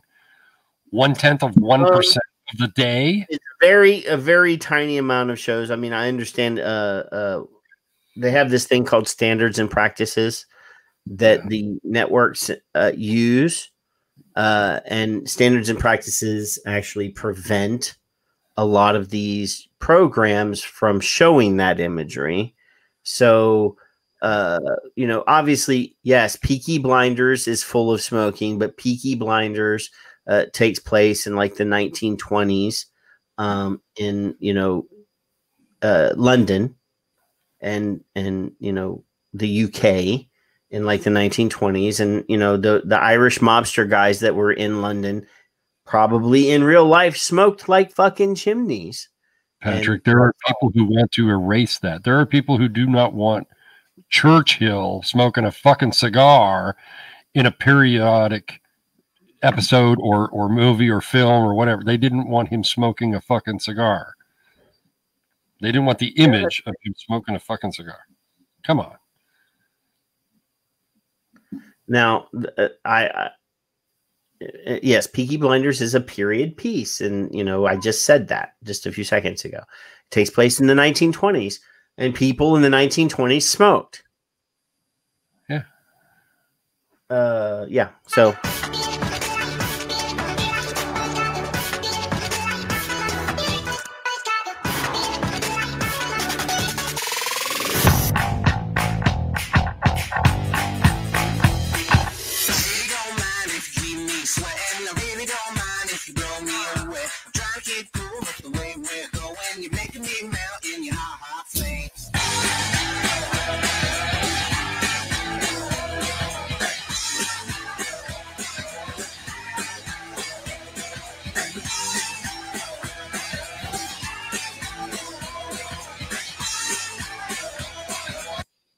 So they just said that a high percentage of the people that smoke are used, on these shows. Are 73% of the 15 most popular programs with 15 to 24-year-olds. So the last I checked, 24 is an adult, 23 is an adult, 22 is an adult, 21 is an adult, and as far as I'm concerned, 20, 19, and 18 are all adults. So you're bitching about the 15, 16, and 17-year-olds liking programs that people that are 18, 19, 20, 21, and 24 also like. And if it's 15, 16, or 17-year-olds that you have in your home, parenting is an action verb. So I'm thinking that the parents, I don't have any kids at all. I think I would be a failure as a parent if I produced a child that by the age of 15, they didn't know right from wrong and, how to use their fucking heads. Yeah. If you did something because you saw it on TV, that means that you're a failure as a parent. If your child does something because they saw something on TV and at the age of 15, they should by then, as to be a successful parent, I think you would be a failure if your child was so gullible and stupid that they let the TV make their decisions for them. Just saying. Maybe I'm a minority here. Maybe I'm not thinking the way. Patrick, I Mm-hmm. have a question. How long was that Untruth Thank You Ed video? How long was it? A minute? The one that I just quit? Yeah, minute and a half, whatever it was. Minute and 58 seconds. Who's that targeted towards? Because Truth is a what? It's supposedly a kid. It's an organization, non-profit political front organization that takes tax money and whatever else they get to promote a minute and a half commercial of constant barraging of those images that they hate so much. I just wanted to clarify that. Yeah. Thank you. All right. I'm just checking. Let me wipe my eye. Yes, Matthew, yes. I got it. Yeah. Don't Okay, cry. so- I didn't make you cry. CBS this morning. CBS this morning, Kevin. Is this Gail? Don't put fucking Gail on here. I don't like her either. Well, this is a guy. I don't know what his name is. I'm at work by the time this guy's at work. So let's check this out. Researchers are working hard to determine the cause of more than 500 cases of lung illness affecting e-cigarette users. 8 of those people have died. But even before Now, this is an older video.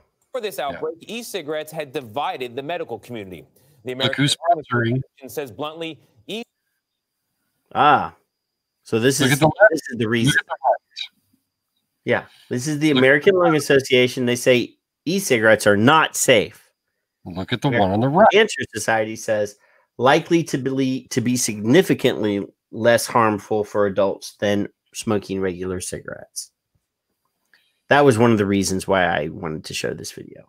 So a blip on the screen. not safe. But the American Cancer Society, on the other hand, says they are, quote, significantly less harmful for adults than smoking regular cigarettes. Another complication, the latest figures show nearly 5 million children use e-cigarettes. We want Okay, Kev. Yes, sir. I would say this is from before the COVID. So this was probably from last December. And it's just showing up out of order on my list. But 5 million kids are habitually using e-cigarettes in 2019, at the end of 2019? False. 5 million? Absolutely not. Okay. I want to get an emphatic response on that. to see the science for ourselves. One of the web's most talked about pro-vaping videos is an experiment comparing the effects of tobacco cigarettes and e-cigarettes on the lungs. Here is the bell jar with cigarette smoke. I mean, it just is so revolting. Put out by none other than England's top public health agency. My research shows that e-cigarettes are significantly less harmful than cigarettes. Public Health England describes e-cigarettes as at least 95% less harmful than tobacco cigarettes. But is that really? Is it at least? This guy got fired right after this report, probably. Because it's the UK. This is a UK scientist. Well, we're not allowed to use out of the country shit. Because those UK guys, they're a different branch of humanity. Their lungs are different than ours. I don't even like them people. True. I would agree with that, and actually I would go further. I think there's now evidence from looking at the cancer biomarkers that it could be as high as 98 or 99%. Why haven't we had Mr. Abrams on? Why are you not making phone calls? What's fucking wrong with you? We have Dr. Abrams on the show right now. Look at his expression right there. 98%. He's so angry. Look at his face. Yeah, he's extremely. He says, looking at the biomarkers, I would say that it's higher than that. He says, I would say that it's as high as 98% less harmful than smoking. Carl Phillips, love him or hate him, 99 point something. He said at least. At least. And that's the word, at least. Words. This is a guy, this is David Abrams, by the way, who initially when e-cigarettes came out, he was against vaping, against. He was also. Do you know he was also part of Truth? Yes, and he and you know what he did? What did he did? I'm gonna take this off the screen for a second. I'm not gonna here. He did science, motherfuckers. He did science. He looked at data and he said, I was wrong. Absolutely. He said, I was wrong. And vaping and these e-cigarette products are safer than smoking and could be a miracle. Mm-hmm. I'm saying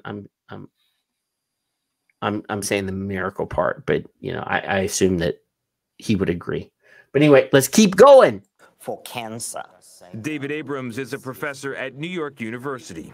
We asked his colleagues in the School of Medicine to recreate the experiment by Public Health England. This is going to look very yucky. You're going to see lots of brown and dark color, and that's what's going to simulate what goes in the lungs of people.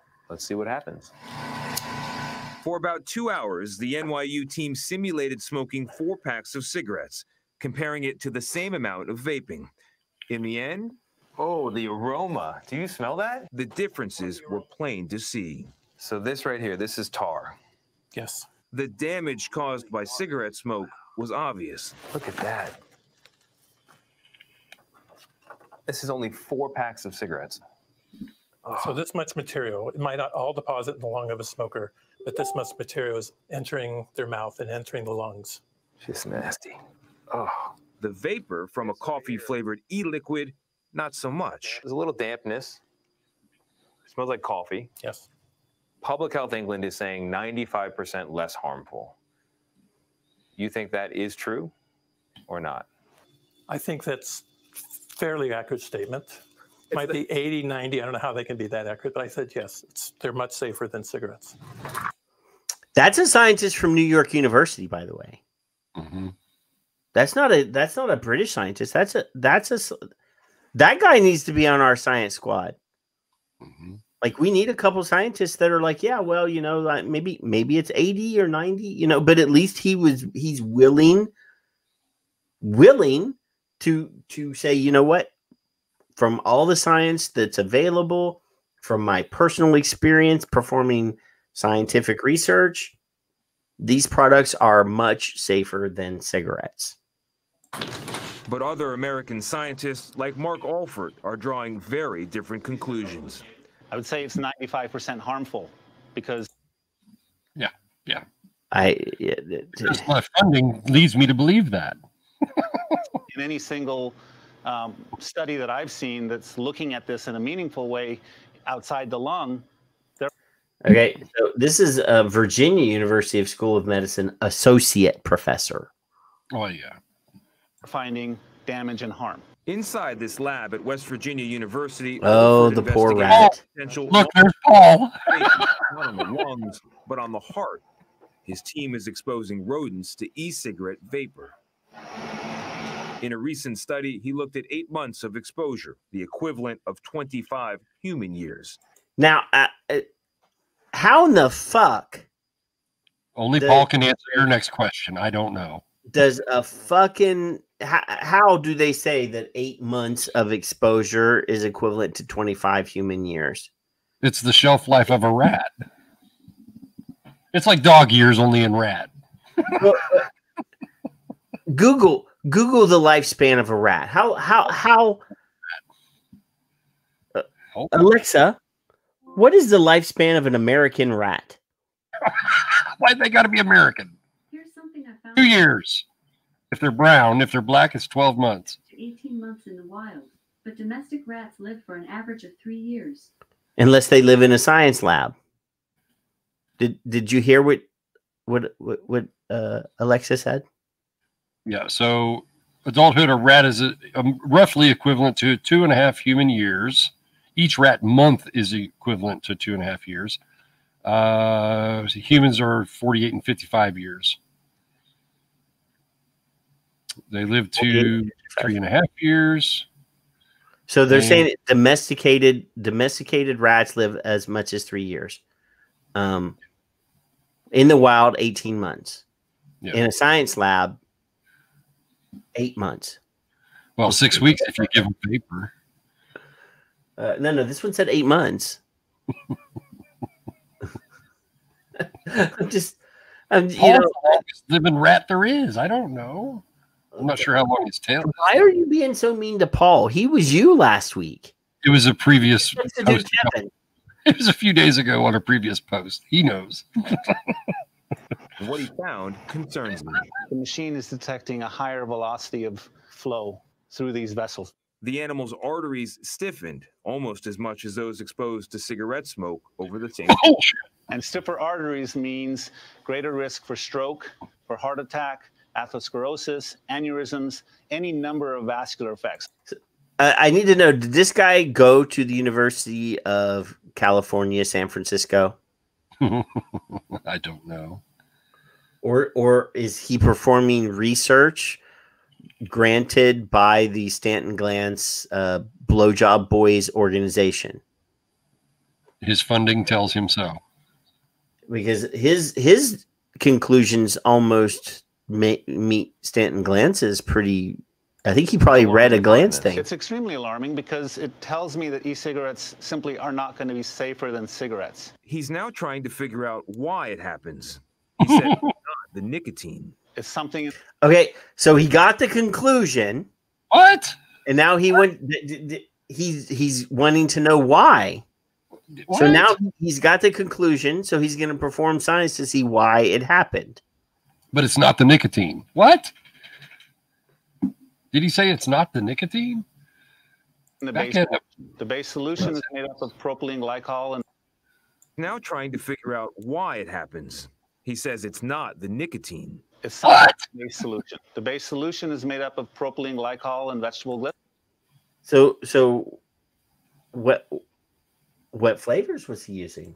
These are oils, petroleum. Yeah, but no, they're fucking not. Farted motherfuckers. This is not very Christmas. This guy's a fucking dumbass. He says that PG and VG are petroleum products? Because he hotboxes fucking rat. What? Yolanda. He's making rats hotbox. It's just a little oil and water vapor. That's it. There's no fucking oil. But now there is. That's actually the biggest lie about e-cigarettes is that it's water vapor. That's an oil and petroleum solution. When you think about the so-called continuum of risk, you've got pure air over here. Okay, that's a Glantz comment right there. Where the fuck are I need scientists to respond to this douchebag to let him know. I want to know how in the hell he's deriving PG and VG from petroleum is what I really want to know. And the fucking flavors are water soluble flavors, so they can't be PG or they can't be petroleum based either. Here, healthiest thing on the planet, and you've got cigarettes over here, one of the most deadly things ever invented. Where is an e-cigarette on that scale? I think it's just about as close to cigarettes as you can possibly get. And the CDC is now advising people worried about health risks to avoid vaping. But at the same time, they say anyone using e-cigarettes to quit smoking should not go back to cigarettes. May 2020 is the no mixed message there for e-cigarette manufacturers to demonstrate that they are a net good for public health. You can go to cbsthismorning.com to see. Okay. Hey, Hamish, I have to address that because I want you to be as factual as possible. There is no PG in inhalers. Not for the last 20 or 30 years. There is no PG in any commercially available inhalers. They changed the formulation over 3 decades ago. We continuously use that, but I want everybody to know, when you say something that's not true, whether it used to be true, I mean, we need to be as accurate as possible when we say stuff like this. Now, it used to be used in inhalers, but they've reformulated and adjusted the delivery methods and used different stuff. It's not true. We oftentimes hear people talking about air filtration systems that have a PG filtration system. Those systems have not been on commercially available for probably 10, 15 years. That's the hospital systems. Yeah, that's in negative pressure air filtration systems in isolation wards used to use PG as part of the filtration system. They are not being used anymore either. Now, but we don't have that here. We don't have the Nicorette spray here. It's not a product that's available here. I don't know if it's in the Nicorette spray in Australia or in those places that they're being used in. Yes, it is used in cough syrup. Yeah. It is definitely used in medication as a carrier for items that you eat. But it is not being used in inhalation systems for medical delivery anymore. It used to be, but it's not anymore. So most of the obviously the nebulizer treatments are using a saline solution. So it's saline is the carrier for most of your nebulizer treatments now. But that's not true. And the Korea video was debunked as well. There was I got into an argument with somebody that claimed to be in Korea as the Korean guy. It was an American guy who looked American, and he argued with me that he was the guy that was in the pictures. Oh, that's what I do for a living, and I'm in Korea, blah, blah, blah. And I'm like, your profile picture shows you as a Caucasian dude, and the guy in that picture is clearly a Korean. So yeah, no, there are a lot of people that love to be, they want to feel important. They want to be, but yeah, it is not, it was not a PG solution in the Korean air filtration systems. And then he claimed to be in Central and South America in the same conversation and showed pictures in his post of Asia, because you could see the signs in the background. And he said, I was in Mexico City. And I'm like, those signs are in Chinese. Oh. So, yeah. It is not being used. It is being, I mean, obviously PG is being used as a carrier for cough syrups and things like that. Yes, that's true. But it is not used in any of the inhalation lung treatments. I work closely with respiratory therapists. Half of my patients have COPD and use different inhalers and those things. And it's not in there anymore. And if you go to the company that makes these inhalers and you look at their long list of ingredients, PG and VG are not on there anymore. So yes. So Kev, that was a good, that was a pretty good look at the video content that I've collected in my download folder for the year. That's pretty good. Yeah, I mean, this is just stuff that's been sitting in my downloads folder. I guess I should probably delete all this stuff, but I'll probably just put it in a on the hard drive somewhere.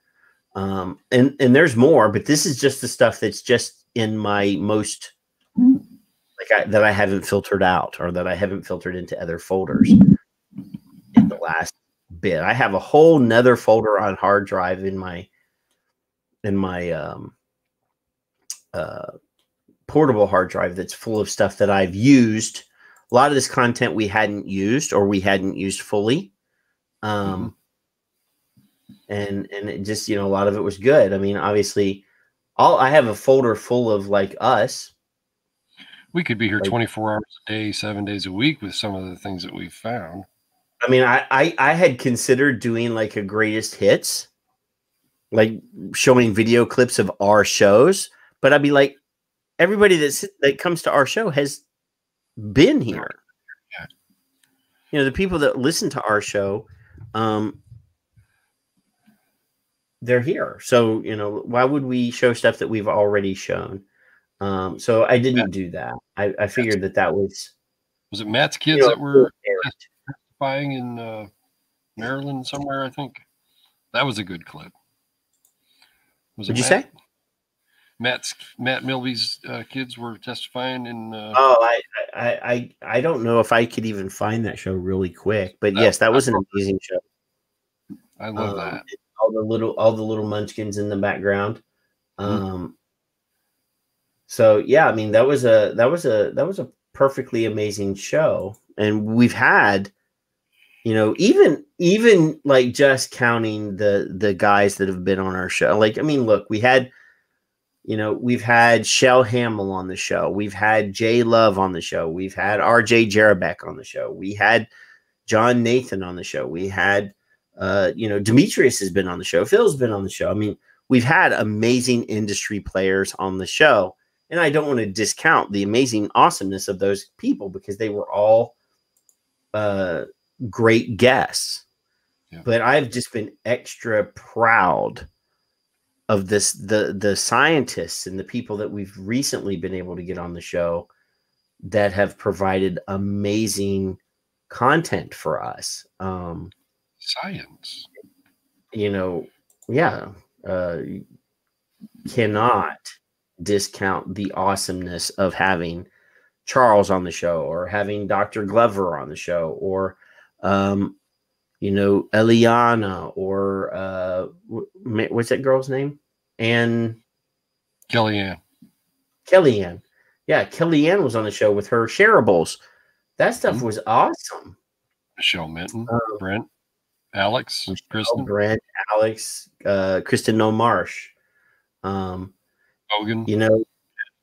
Logan was fun because Logan's like us. He's a broadcaster. He's a guy that uses the product. He's like a landscaper in real life. He's not all he does is read and absorb content, though, and then share it with people. So yeah, I mean, seriously, these are the people, in my opinion. These are the people, in my opinion, including yourself and I'm going to include you and speak for you. If we thought this was worse, we would say so. Yeah. Hey, here, Kev. I went back to show here. Look, it's me and Fig. Fuck Fig. That fucking Fig. I don't even like it. And Miss Julie Walker. And me and Fig and Topher Kent. And me and the Greek, and a whole bunch of other dudes sitting in a room in Austin, Texas. I do have one of Demi and I. I've got 2 or 3 of Fig and I. I don't have any of Julie and I. Well, Julie. That night was fun, and this has been more than this year. But we went to the show on the first day, or not the show. It wasn't a show, but we went to the VTA conference on the first day. And then VTA divided everybody up and sent them to dinner with a different board member. Nice. And then after we had dinner, I had dinner with Brittany. We went back to the hotel, and not all, but a huge chunk of the people that we know got to the bar. No. And just sat around drinking Making adult choices. Yeah.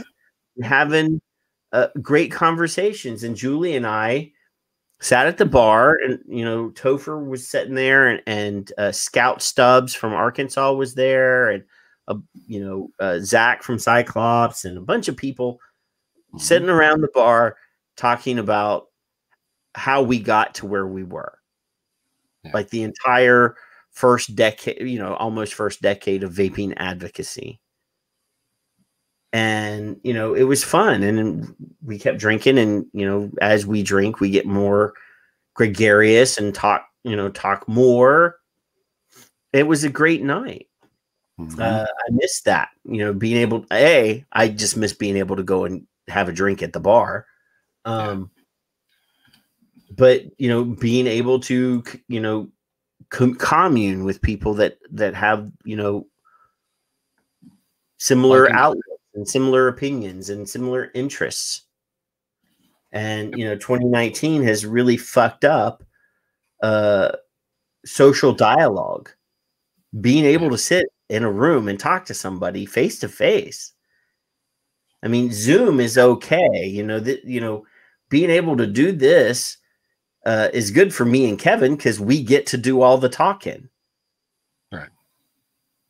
But it would be nice to figure out a way to get it to, to either get Mark Sliss to come to Texas or us go to Mark Sliss in Michigan and just sit and shoot the breeze like humans are meant to do. Yep. I mean, obviously, yes, we have a pandemic. It's an awful thing. People are sick. We have a shot. I don't want to get into a discussion about whether or not people should have the shot. I work in fucking healthcare. I've known people that have died of this virus. I understand that many people have not seen what I've seen. Yep. And you only get to see what your TV shows you or what your Facebook shows you. But this thing is real. Now, do I believe that a vaccine that's been thrown together in 8 months is going to be perfect? No, it's not going to be perfect. Is it going to wear out after 4 months? If it does, you can get another one. Right? If you have to get a shot so that you can go visit your grandma in the nursing fucking home, take the goddamn shot. Your grandma wants to see you. I haven't seen my mother-in-law since April. Yeah, but not that that's bad. Finally developed COVID, which I predicted in May. It's like 80% of the patients. Quite a few have died. I've asked Jerry about it. Why didn't he do more? But he hasn't answered me. I don't know why. I've known she's getting better. I've known two of our doctors here in town that were not old have died. Multiple nurses that have contracted this disease working in the hospital, a couple of them have died. One of the nurses that works in my facility died, and she wasn't old, died of COVID. Right.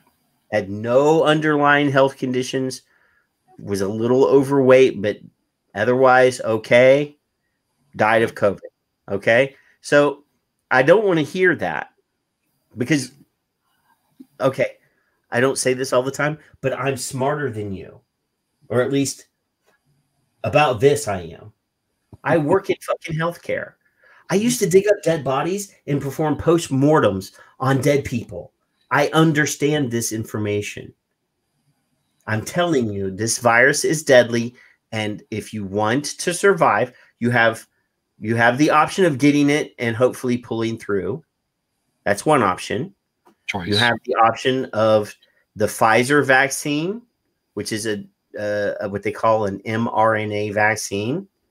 The Moderna, which will be approved by the FDA pretty quick, which is also an mRNA vaccine. Or you can wait a little bit longer and get the Johnson & Johnson vaccine, which is what they call an attenuated virus vaccine, which has dead or weakened viral cells that they inject into your body, and your body builds a natural antibody to fight the virus. Those are options that you have. If you want to see grandma in the nursing home before she dies, you're going to have the shot. And I'm telling you, even if all four of those options, I mean, if you get the vaccine or if you get the virus and you pull through, you're going to have antibodies for about 3 to 4 months.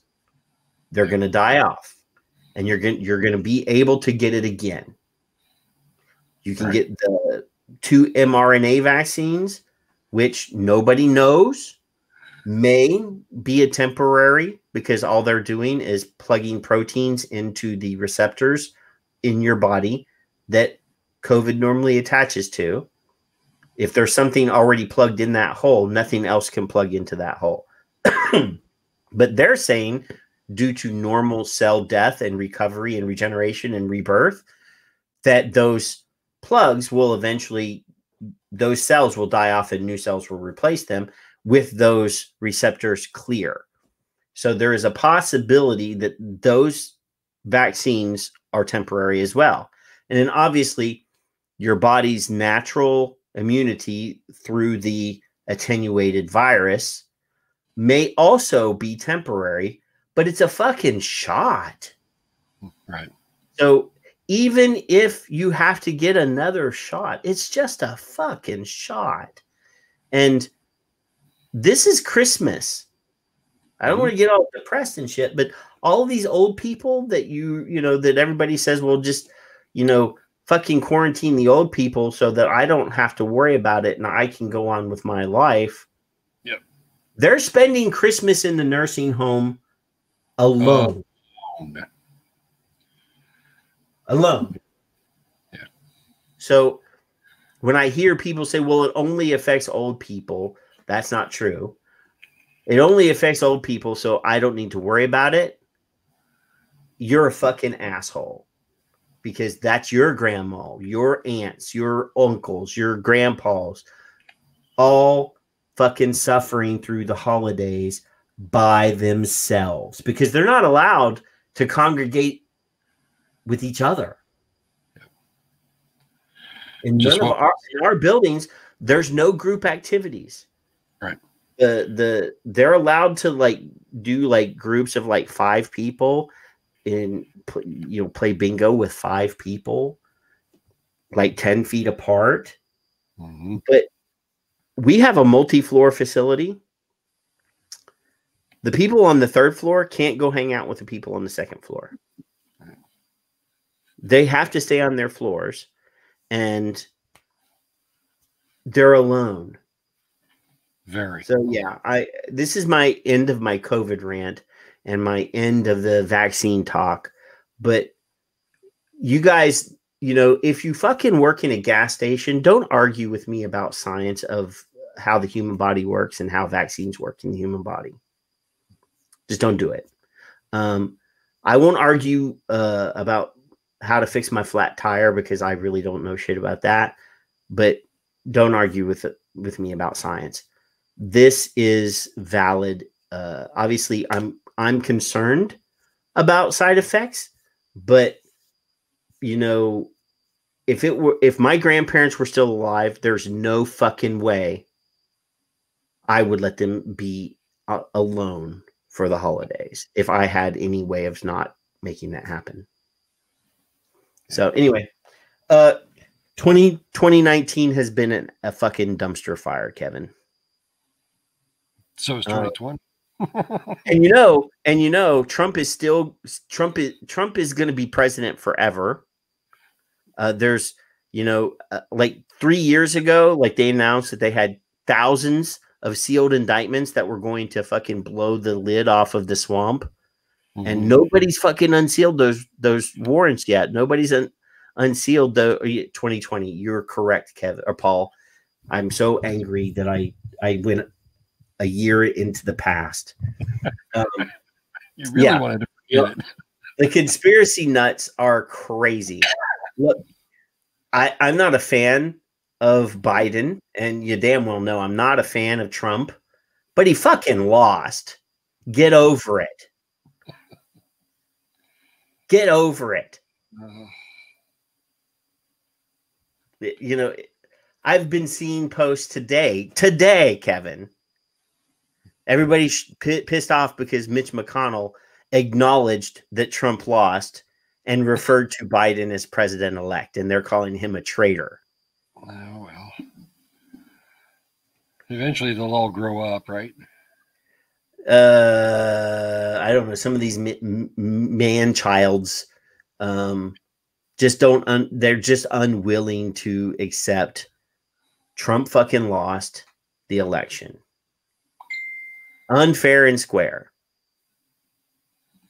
You know, I think that both guys tried to rig the election and the Democrats are just better at it. I don't know. I mean, every fucking election seems rigged to me. Yeah, I do. Yeah. So, yeah, I mean, literally, I think all fucking politicians are corrupt. Every fucking one of them. And I've said this ad nauseum. You know, when Trump was elected, I laughed and told everybody that their head was up their ass if they thought he was going to save vaping, and people still, you know, I've got fucking recordings of the shows. Like, and what was really funny though was Fig used to call me on the audio show when I did the audio show, and he would tell me that if I talked about Trump, that he was going to hang up or that he would turn the show off. And then when he started coming on the show, it was Trump. I'm like, dude, what the fuck happened to you? I miss Fig.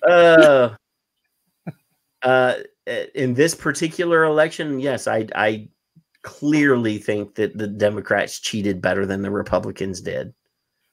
So yeah, I mean, I think that every election in my lifetime has been rigged. You know, at least they've done whatever they could do to fix the districts. They fix the districts that to improve their voter turnout in those districts. I mean, they gerrymandering or whatever. Both parties have done it throughout history. It just depends on who's in charge in the legislature and the House and the Senate when they do that. I mean, redistricting happens all the time. That's rigging the election. The Republicans did it to increase their, to reshape the districts so that it helped them.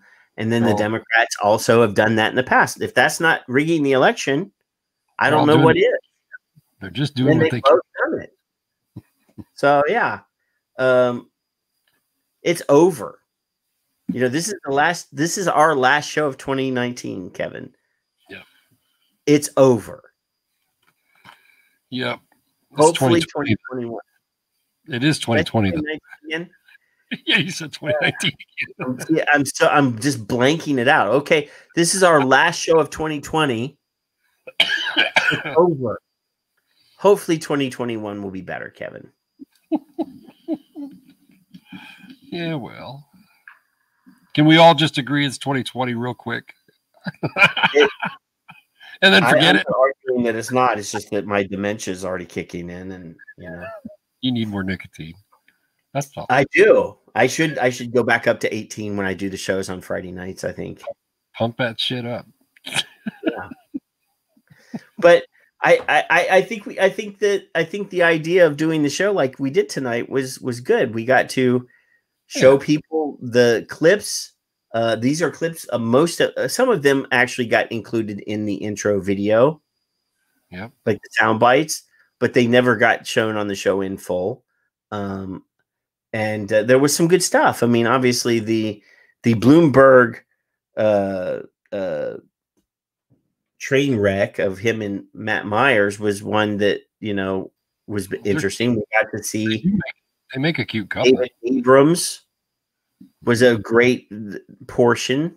You know, obviously we love showing the Julie anything. I think Vida, whatever, has put out some really awesome content. So, you know, obviously anytime I can show them is good. You didn't show Lindsay with an E. Lindsay with an E? Yeah. I don't have anything to show Lindsay with an E. I thought she was Lindsay with an E. I lied. I don't actually have video content of her. She's probably already in bed anyway. That was just to get her nervous. But yeah, 2020. It's just been an awful year. I mean, come on. And you know, I think that we should take away from this that this stuff that we showed is specifically. It was in that folder specifically for me to save to use to rile you guys up. Yeah. That's what I want I want you guys to enjoy the next 2 weeks. We have 2 3-day weekends in a row, back to back, of us just rejoicing in the Christmas spirit, and then the rebirth of the year. 2021's coming. Let's consider doing things differently than we've ever done before. Let's figure out ways to get the science in front of these politicians from reputable scientists. Dr. David Abrams is not a shill for anybody. No. Ray Nyora, Ethan Nadelman, Dr. Farsalinos, these guys, Clive, Alex, Wodek, Colin Mendelson, Eliana. All of these people need to be, the people that we send to these hearings. These need to be the voices that the politicians hear. Our voices and the science voices. We need to do this. We need to figure out ways to do this. Eliana actually agreed to be our scientific, the head of the science board if we selected her. In the chat room last week, she said I would do it. Yeah. We already have her. We just need money to pay for plane tickets for these people to fly to these hearings. We just need, I would take Smoke Free World money. On Twitter, what's his name from Smoke Free World agreed to come on the podcast. Derek? You know that? Yeah. Derek, yeah? Yeah. I didn't see the agree part. Yeah. Okay. Sweet. So, I'm sorry, but if you guys think that because they originally got their money from tobacco money, that therefore their science is invalid or their opinions are not worth anything, I will disagree with you. As will I. If I fucking killed a drug dealer and took all of his fucking money and then spent all of his money on charity, does that mean that I did that act wasn't charitable?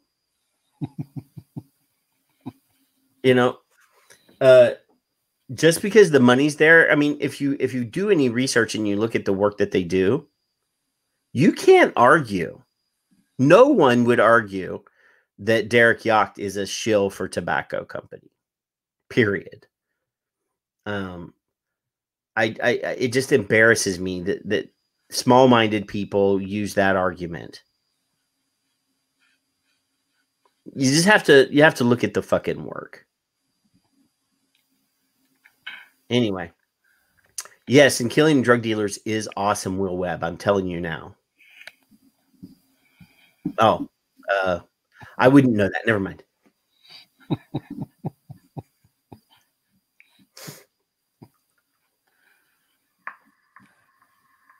All I know is there's along with all the people you've brought on to this show, and I can't name them all, from Aaron a couple weeks ago, Bard, Demi, Phil, Mike Peterson, Skip, Tom Troop, Jennifer, Ed, Logan, Matthew, Anthony, Liana, Amanda, Thomas, Cherry, of course, Cherry. We can't forget Cherry. Horace, James, Victor, David, Bruni, Amanda, Mark, Shannon, Keith, David, G, Mr. Gorlitz, Paul, little rat that he is, Yolanda, Hamish, Will, Bill, Fig's wife, our wives, everybody's spouse or significant other, I know there's probably 150. I forgot. All these people are beautiful humans, you know. Yeah. And they listen to a couple chuckleheads bring in real people, real scientists, real big humans, you know, that are doing way bigger work than we do. You know, Kevin, bravely doing that. I think what we do is fun. I think what we do is sometimes silly, but I will never ever agree that what we do is not valuable. No, I'm disappointed sometimes that I don't have 10,000 followers on YouTube. Yeah. I'm sometimes upset that I only have, I don't know. Let me look here on Twitter. How many followers do I have on Twitter? 2,000. I don't know. No, I have 864 followers on Twitter. Okay. Quantity and quantity are not the same. You know that. No, quality. I have amazing quality followers. Right. You know, on Facebook, our Facebook page. I mean, my personal Facebook, I don't always allow people to follow me on my personal Facebook page. And it's not because I don't like you. It's just because that's my family. You know, that's my real family, my moms and my aunts and uncles. And there's no vaping stuff on my personal Facebook. If you look at my personal Facebook feed, it's all food, recipes, family shit. But, you know, we have a fairly decent reach on Facebook. And I will chalk that up to the fact that Demetrius started the Facebook page. Right. And a lot of the people that follow the page are following it because they followed it when Demetrius was the owner. Sometimes I worry that we put a great show together, we put great content out, and not enough people see it because it's not entertainment. Right. We try to make it as fun as possible so that the people that do come will say, hey, oh, did you see that thing that Patrick and Kevin did on their show the other night? It was hilarious, as well as informative and informational and, you know, blah, blah, blah. Did you see the look on their faces when Marwa Glover said bot shit? That was amazing. That was hilarious. That was the funniest thing ever. That was a highlight. Did you see Patrick and Kevin get Aaron Bieber drunk on the show the other night? From miles and miles away. We do have fun. I just kept holding up the sign. So yeah, sometimes I worry that enough people aren't getting the information into their ears, Kevin, or their eyes. Since we're no longer audio only. The information to make adult choices. That's it. Yeah. That's it. I mean, we're just two chuckleheads that want to have some fun, want to, you know, promote individual freedom. Pretty much. My choices don't affect you, so why do you think that you get to make my choices? Pretty much. So, you know, obviously that, and the number one priority is making this content available so that smokers don't die. Mm-hmm. You know, I think, in my opinion, the two best outlets of information for smokers is Demetrius and Phil's The Smoker Show.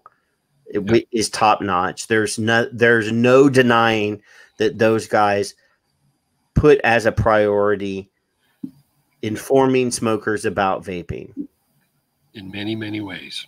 And as far as I'm concerned, second to that is what we do.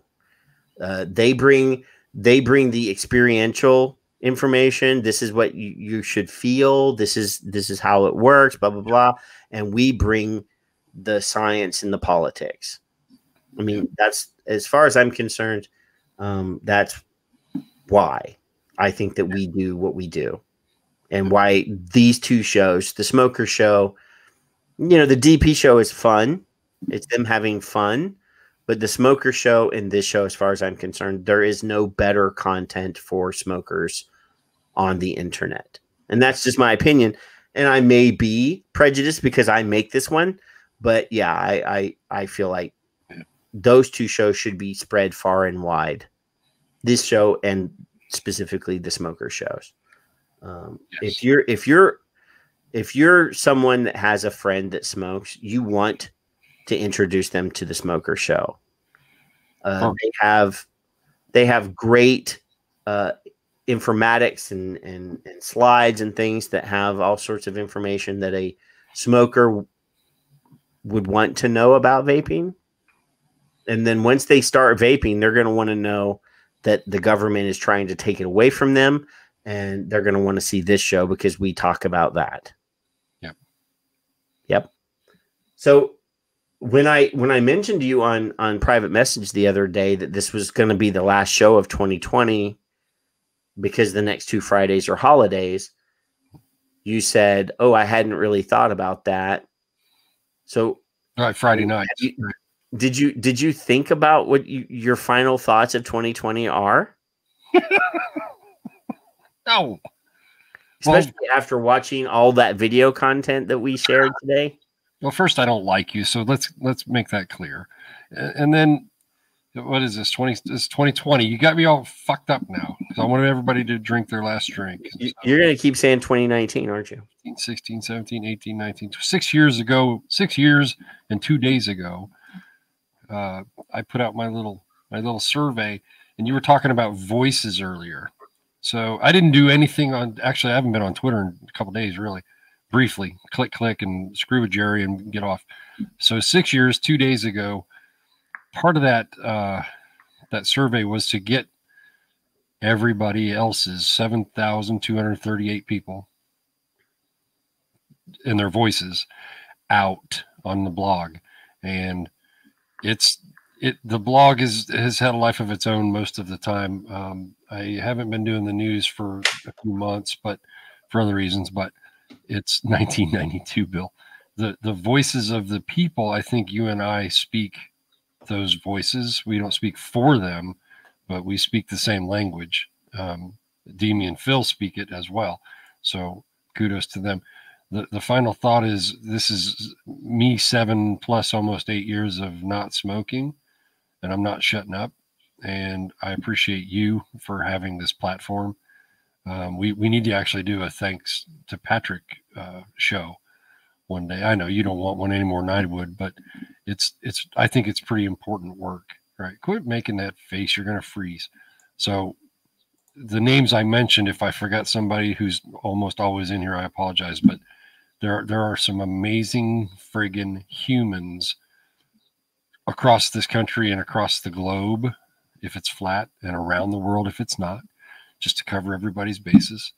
And then you've got all the scientists you've mentioned, and the doctors, and the people that are being courageous and speaking the truth that crazy bitch asked for in court, and they don't want to hear it. I don't know her name. I forget her name. The crazy, huh? Tilly. I don't know. I don't care. I fuck her. So, Dr. F is an example. You want to fuck her? No, I don't. Not even with Paul's tail. So, what I want is somebody like Dr. F to keep doing exactly like that. To keep doing exactly what he's doing, because he's not going to lie to us. Period. He's going to tell the truth, whether we like it or we don't. And we've had at least one occasion with Cinnamon, people didn't like him telling the truth. And y'all can kiss my ass because I want to know what the truth is. What is that? Cigars? This is the cigar. The cigar. That's a very creative name I've placed on that label. I created the moron for Jerry. So I'm going to keep hating Jerry, whether he's appointed in office or not, or whatever his fucking position is. And the other dumbass is coming back. I don't think I've seen that. So that's going to be a humorous position. You didn't see that? Vivek, I didn't know that a surgeon general could leave and come back. I didn't think that was possible, but now it is. So it is. Of course he can. He resigned. He didn't quit, or he didn't get fired. No. And of course, even if he got fired, it's a different administration. They can rehire his ass. Archie Bunker. Did you not see on Twitter where he said, "I never thought I would be in this position again"? No, I'm not stalking him yet. Some of my comments are from him because they share the same Twitter. I wish they wouldn't, but yeah, I want everybody here to keep doing what they're doing. Bill Tarling, if you guys don't know who Bill is, he's an amazing source, hugely amazing source of anything you want to know. Hi, Chris. The guy is way worse than I am on knowing shit. Holy crap, as in better. So that's what I wanted to say. I appreciate you very much, Patrick. Yeah, here I'll even I'll just end the show for your side with this. I never dreamed I'd have the honor to once again serve as Surgeon General. In this moment of crisis, I'm grateful for the opportunity to help end this pandemic, be a voice of science, and support our nation on its path to rebuilding and healing. And social science. And if you go back to look at his profile, oh my God. Look, he's already got the uniform on again. He's ready to go. Yeah, it says dad, husband, doctor, author, 19th Surgeon General of the United States, and nominee to be the 21st Surgeon General of the United States. So yeah. And now I do want to see this. You see his profile goes to this Build Back Better website. No, I did not. So this is the Biden-Harris transition website, but I invite everyone. This is not some sort of fucking tinfoil hat conspiracy bullshit, but if you do a search on YouTube or any sort of media outlet and you do a search for the phrase Build Back Better, you will find politicians and policymakers, World Health Organization people all over the world over the last 4 years using the phrase Build Back Better. So if you don't think that there's some sort of global agenda or globalist agenda, just look at the fact that all these people, Boris in the UK, used the phrase Build Back Better in a speech just maybe 3 or 4 months ago. The WHO have been using, what's his name? I can't even, the guy. I can't say his fucking name. He uses it constantly. So Build Back Better may be Biden-Harris's transition team website, and it might be part of their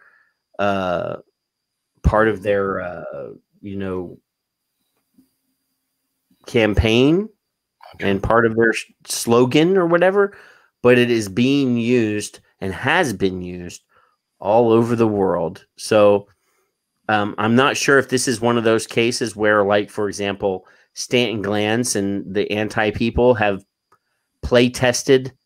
I always use beta test or play test or use model legislation throughout the world for anti-vaping stuff. And Bloomberg is funding anti-vaping stuff all over the world. And he funded part of Biden's campaign. But Build Back Better is not just Biden and Harris's slogan. It is part of a worldwide agenda. And killing vaping is part of that agenda. I appreciate what you said, Kevin. You know, I'm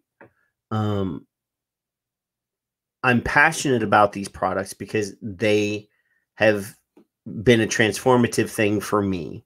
Obviously, you know, I was a smoker for 25, 30 years, and I tried everything to quit smoking. And I found this, and I quit in one day. One day, like I bought my electronic cigarette and never smoked another cigarette again because I wanted to quit. That is the, number one and most important thing. I mean, obviously, there are a lot. We talk about accidental quitters. Fig tells the story where he was using an electronic cigarette because he was going somewhere to a wedding or something, and by the time he got home, he didn't need to smoke anymore, and the whatever it was that he started with was not the greatest, but it made him. That's all he needed was to quit, right? But by and large, most of us have. I mean, all of us probably have struggled to quit smoking. You hear a lot of people, well, I quit cold turkey and blah, blah, blah. Well, we brought a guy on the show who made a film and interviewed scientists. And one of the scientists explained in the film that nicotine doesn't work the same in everyone. Those receptors are not present in every person. I may not have the THC nicotinic or the THC receptors that a lot of people do. That's why marijuana really didn't do anything for me. But nicotine had me. Nicotine helps me. And there are other people that just can't put it down and walk away and never smoke again. And I would say the vast majority of people on the planet Earth that smoke fall into that category. It is not simple for everyone. And when you have something that is so overwhelmingly successful at doing the thing that every one of these public health groups claim is their mission, to help people quit smoking, then why is it that they can't even get on the same page with whether or not e-cigarettes are safe or safer? We showed video during the show tonight that had American Heart Association and American Cancer Society at odds with each other about that simple fact. They can't even agree on that. But those people have all the money in the world to go to hearings. American Lung Association goes all over the place. They have the Action Network. They have a whole thing. American Cancer Society have a whole system set up. And even they will go and spend money at hearings and on misinformation to go against this product, even though their official website, their official statement is that this product is safer than smoking and people that can't quit should try vaping. It's right on their fucking website. Yet they will spend millions of dollars trying to reduce access to these products. I guarantee you, if the Australian bill were introduced in the States, every one of these for-profit health organizations would be there clapping that every person that wanted to use these products would be forced to go to a pharmacy to get these products. If that bill was introduced here, every one of those groups, every one of those billionaires that spend all that money trying to kill this product would be standing there like this. Because they don't want this to be easy. They want to be the gatekeepers of quit smoking. They want to be the ones that pat themselves on the back and say, we did it. Control. That is all that it's ever been about. They want the acclaim. They want the control. They want to be your mommy. And that's what it is that they want. They don't want you to have free will. They don't want you to be able to say, you know what, I like orange creamsicle e-liquid, and that's what helped me quit smoking. They don't want you to be able to say that. They want it to be as hard as possible. Because A, they don't want to win that quickly. They don't want smoking to disappear tomorrow because they are addicted to the job. They don't want to win today. They want to keep it just out of reach so that they can still be collecting a paycheck. If tomorrow the last cigarette was manufactured and the day after that the last cigarette was sold and they had nothing to do, that where would they get their paychecks from? If smoking was done, all these anti-smoker groups would be out of a job. They don't want that. They may pretend like that. They may go on TV and say, we want to destroy smoking. But if they did, how are they going to put a roof over their heads? How are they going to feed their families?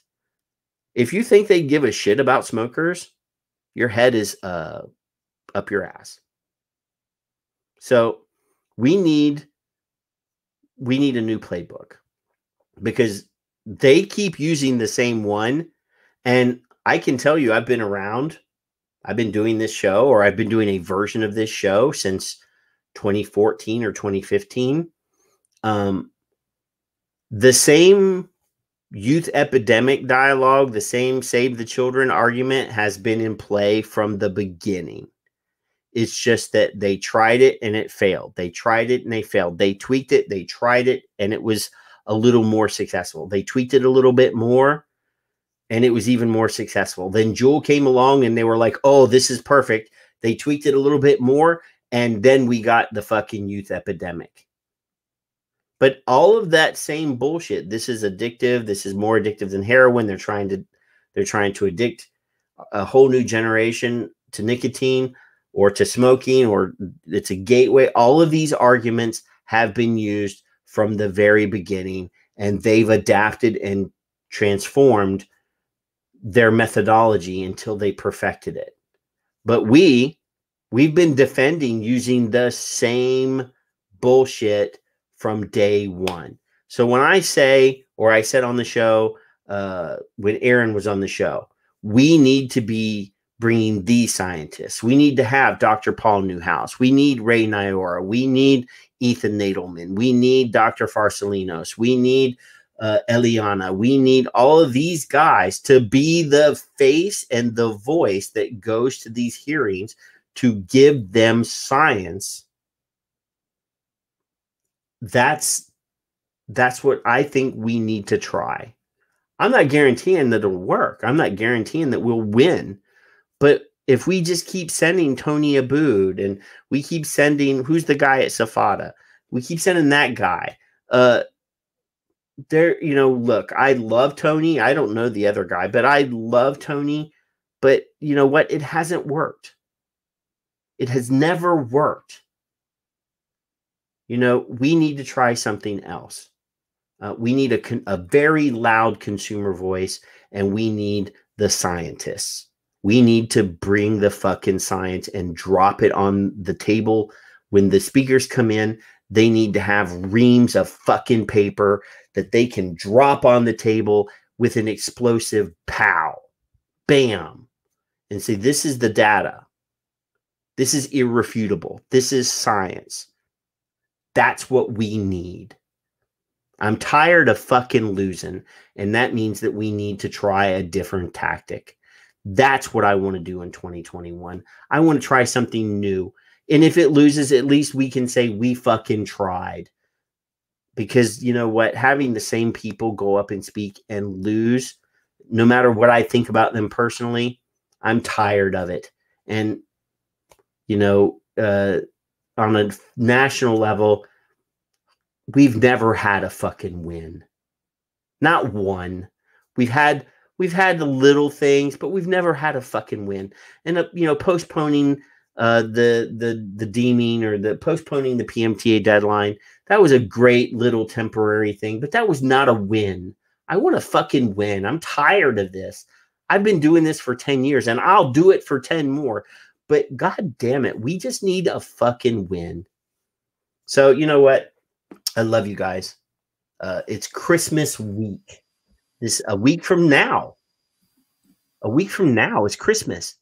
So if you've made the naughty list, you know, I want you to be careful. Hey Kev, I made custom Christmas cards. Yeah. Yeah. Wait a minute. Wrong screen. Christmas cards. There you go. Santa Claus beating the shit out of COVID. There you go. Inside, on the inside, there's Santa Claus holding the naughty list. I'm not on it. It says you made the list this year, but being locked up a whole year will do nothing with nothing to do would make anyone naughty. Mm-hmm. Yeah. Merry Christmas. Stop touching yourself. That's right. That's right. And call your neighbors, call your friends, and call your fucking loved ones, because you know what? You work in this profession, Patrick. My mother-in-law has been alone without a visitor. You don't want her that much, but still, you know, you don't want her. I mean, right. She's literally. Just think about this. She's been alone for at least 9 months. Yeah, and it's pissing me the fuck off, because speaking to a brother of mine, and I adore every one of them. He's in the healthcare. Huh? What? Is this the country singer one? No, sir. No, sir. This young man is now in. I forget the name of the. It's a veterans. Not supported. It's a privately funded.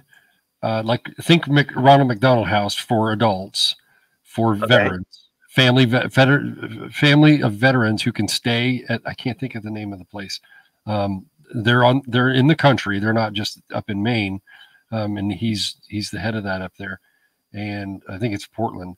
And he and I had a discussion about the detrimental effects of this in the senior citizen section, that this fucking guy, that the loneliness and the despair because they can't see their grandkids or their kids or whatever. We have to drop at the front door just the snacks. You know, Janice doesn't like her mother that well either, you know, and that's not you know, nothing but public information from her. But that You're doesn't not talking out of school. No, but that doesn't mean you can't treat her like a human being. And now you're enclosing them in a place where it's going to be spread around, and they're all going to get it eventually, kind of thing. Like Will was saying earlier, this is fucking insane. And then people are saying, well, fuck the old people, let them get it. You know, let's put them over there. Well, you're stigmatizing one group of people like you are a smoker. It's the same fucking thing to me, and it pisses me off.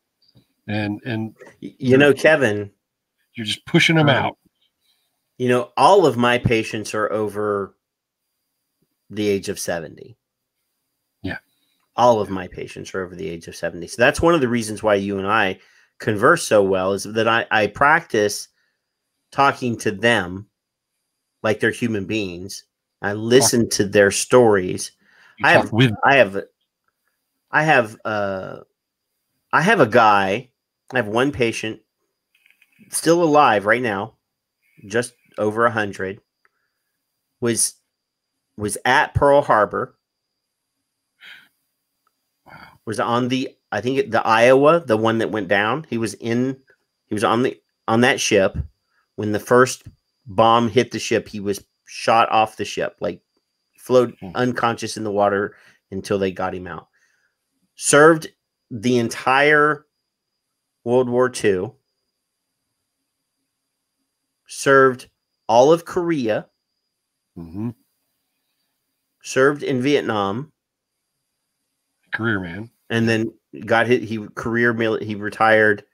Yeah. But you know, he proudly walks around with the veterans have their hats. They have the blue hats with the yellow embroidery that tells the theaters or what ship they served on or whatever. Proudly walking around with a fucking veteran hat that says World War II, Korea, and Vietnam. Yeah. Now, I'm a military history nerd. Like, on top of all the other things I'm a nerd about, but reading history, military biographies is one of those things. To be able to sit down and talk to these people, and I get to be one of the only faces that they see. Well, they don't even get to see my face because I'm wearing a fucking N95 and a fucking hard plastic visor. Yeah. They don't but they know me. I mean, I've been working with this company for 8 years, so I see a lot of these patients over and over again because as they get older, they have more problems and they need more therapy. And but being able to sit down and talk to these people and they can recount their stories, they can tell the amazing things that they've seen, they've been a part of, and they've done. And to be, I have another patient that's a Holocaust survivor. And he walked, like his parents sent him into the wilderness, and he walked from Poland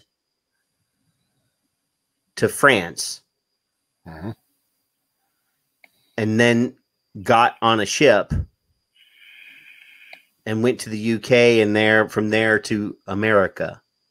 Came here with nothing, worked all of his life to, make himself into something. He says to me, I survived the Holocaust. I survived all of this. I walked across Europe in the winter time by myself. Yeah. I'm not going to let this virus kill me. Yeah. I will see. Because he's got one child that's alive still. All right. He says, I will see her before I die. I mean, this is a fucking horrendous thing that we've been through this year. And we have to put a premium on the survival and the lives of these seniors. Yep. Without a question. I mean, to die alone, knowing that your kids and your grandkids and your great grandkids are just over there and they're not allowed to come over here to see you off. Yep. Could I randomly don't get to say goodbye? Can you randomly call a nursing home and say, "Hey, I just want to talk to somebody that might be alone"? I don't know, because there's all sorts of HIPAA violations there, dude. Well, that's true. Yeah. Fucking HIPAA is just a bitch, man. That's true.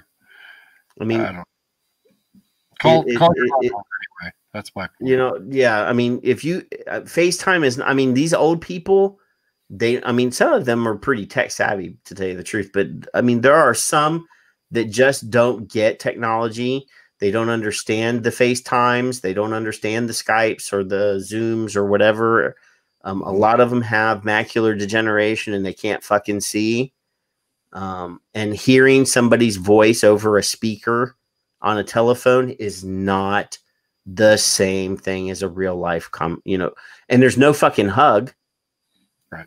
Exactly. There's no fucking hug in that. Yeah, that's good. There's no human contact. There's nobody there to hold your fucking hand when you're going. Nope. It's just so sickening when I see people say, well, just lock up the old people and let me go about my life. Fuck you. I said that a while ago. I'll say it again. If you're one of those people, and I don't believe there's anybody in my chat room that says that or that would say that, but I know there are people in this fucking industry that say shit like that because I've seen it. Mm-hmm. So just like we say, nicotine doesn't affect everybody equally. Being a decent human is not a requirement for being in this industry or being in this community. Will, give your wife a hug.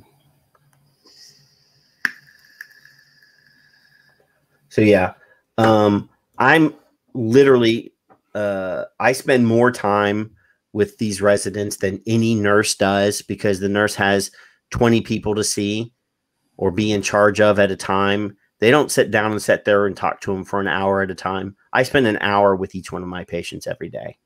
Yep. And I can't see everyone. Nope. But yeah, I try to make it as better as possible. And when I don't have any appointments, I randomly knock on doors because I'm allowed to be in the building.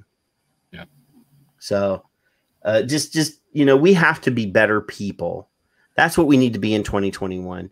All that other shit I said before, and be a better human being. Yeah. Don't just think about yourself. I understand that a lot of you guys that are in the industry, this is how you make your living and this is how you feed your kids, but be better humans. Mm-hmm.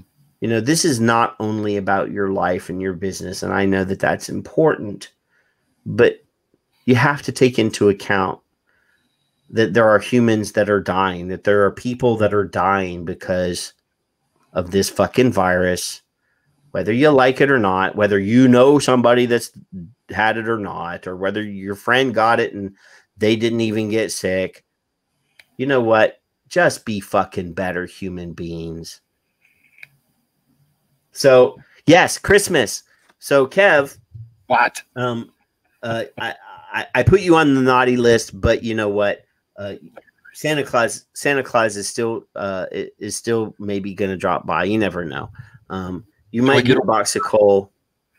I tried. I really did try to start a Patreon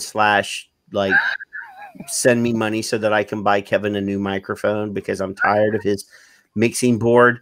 But nobody jumped on that. I really did try, Kev. Thank you.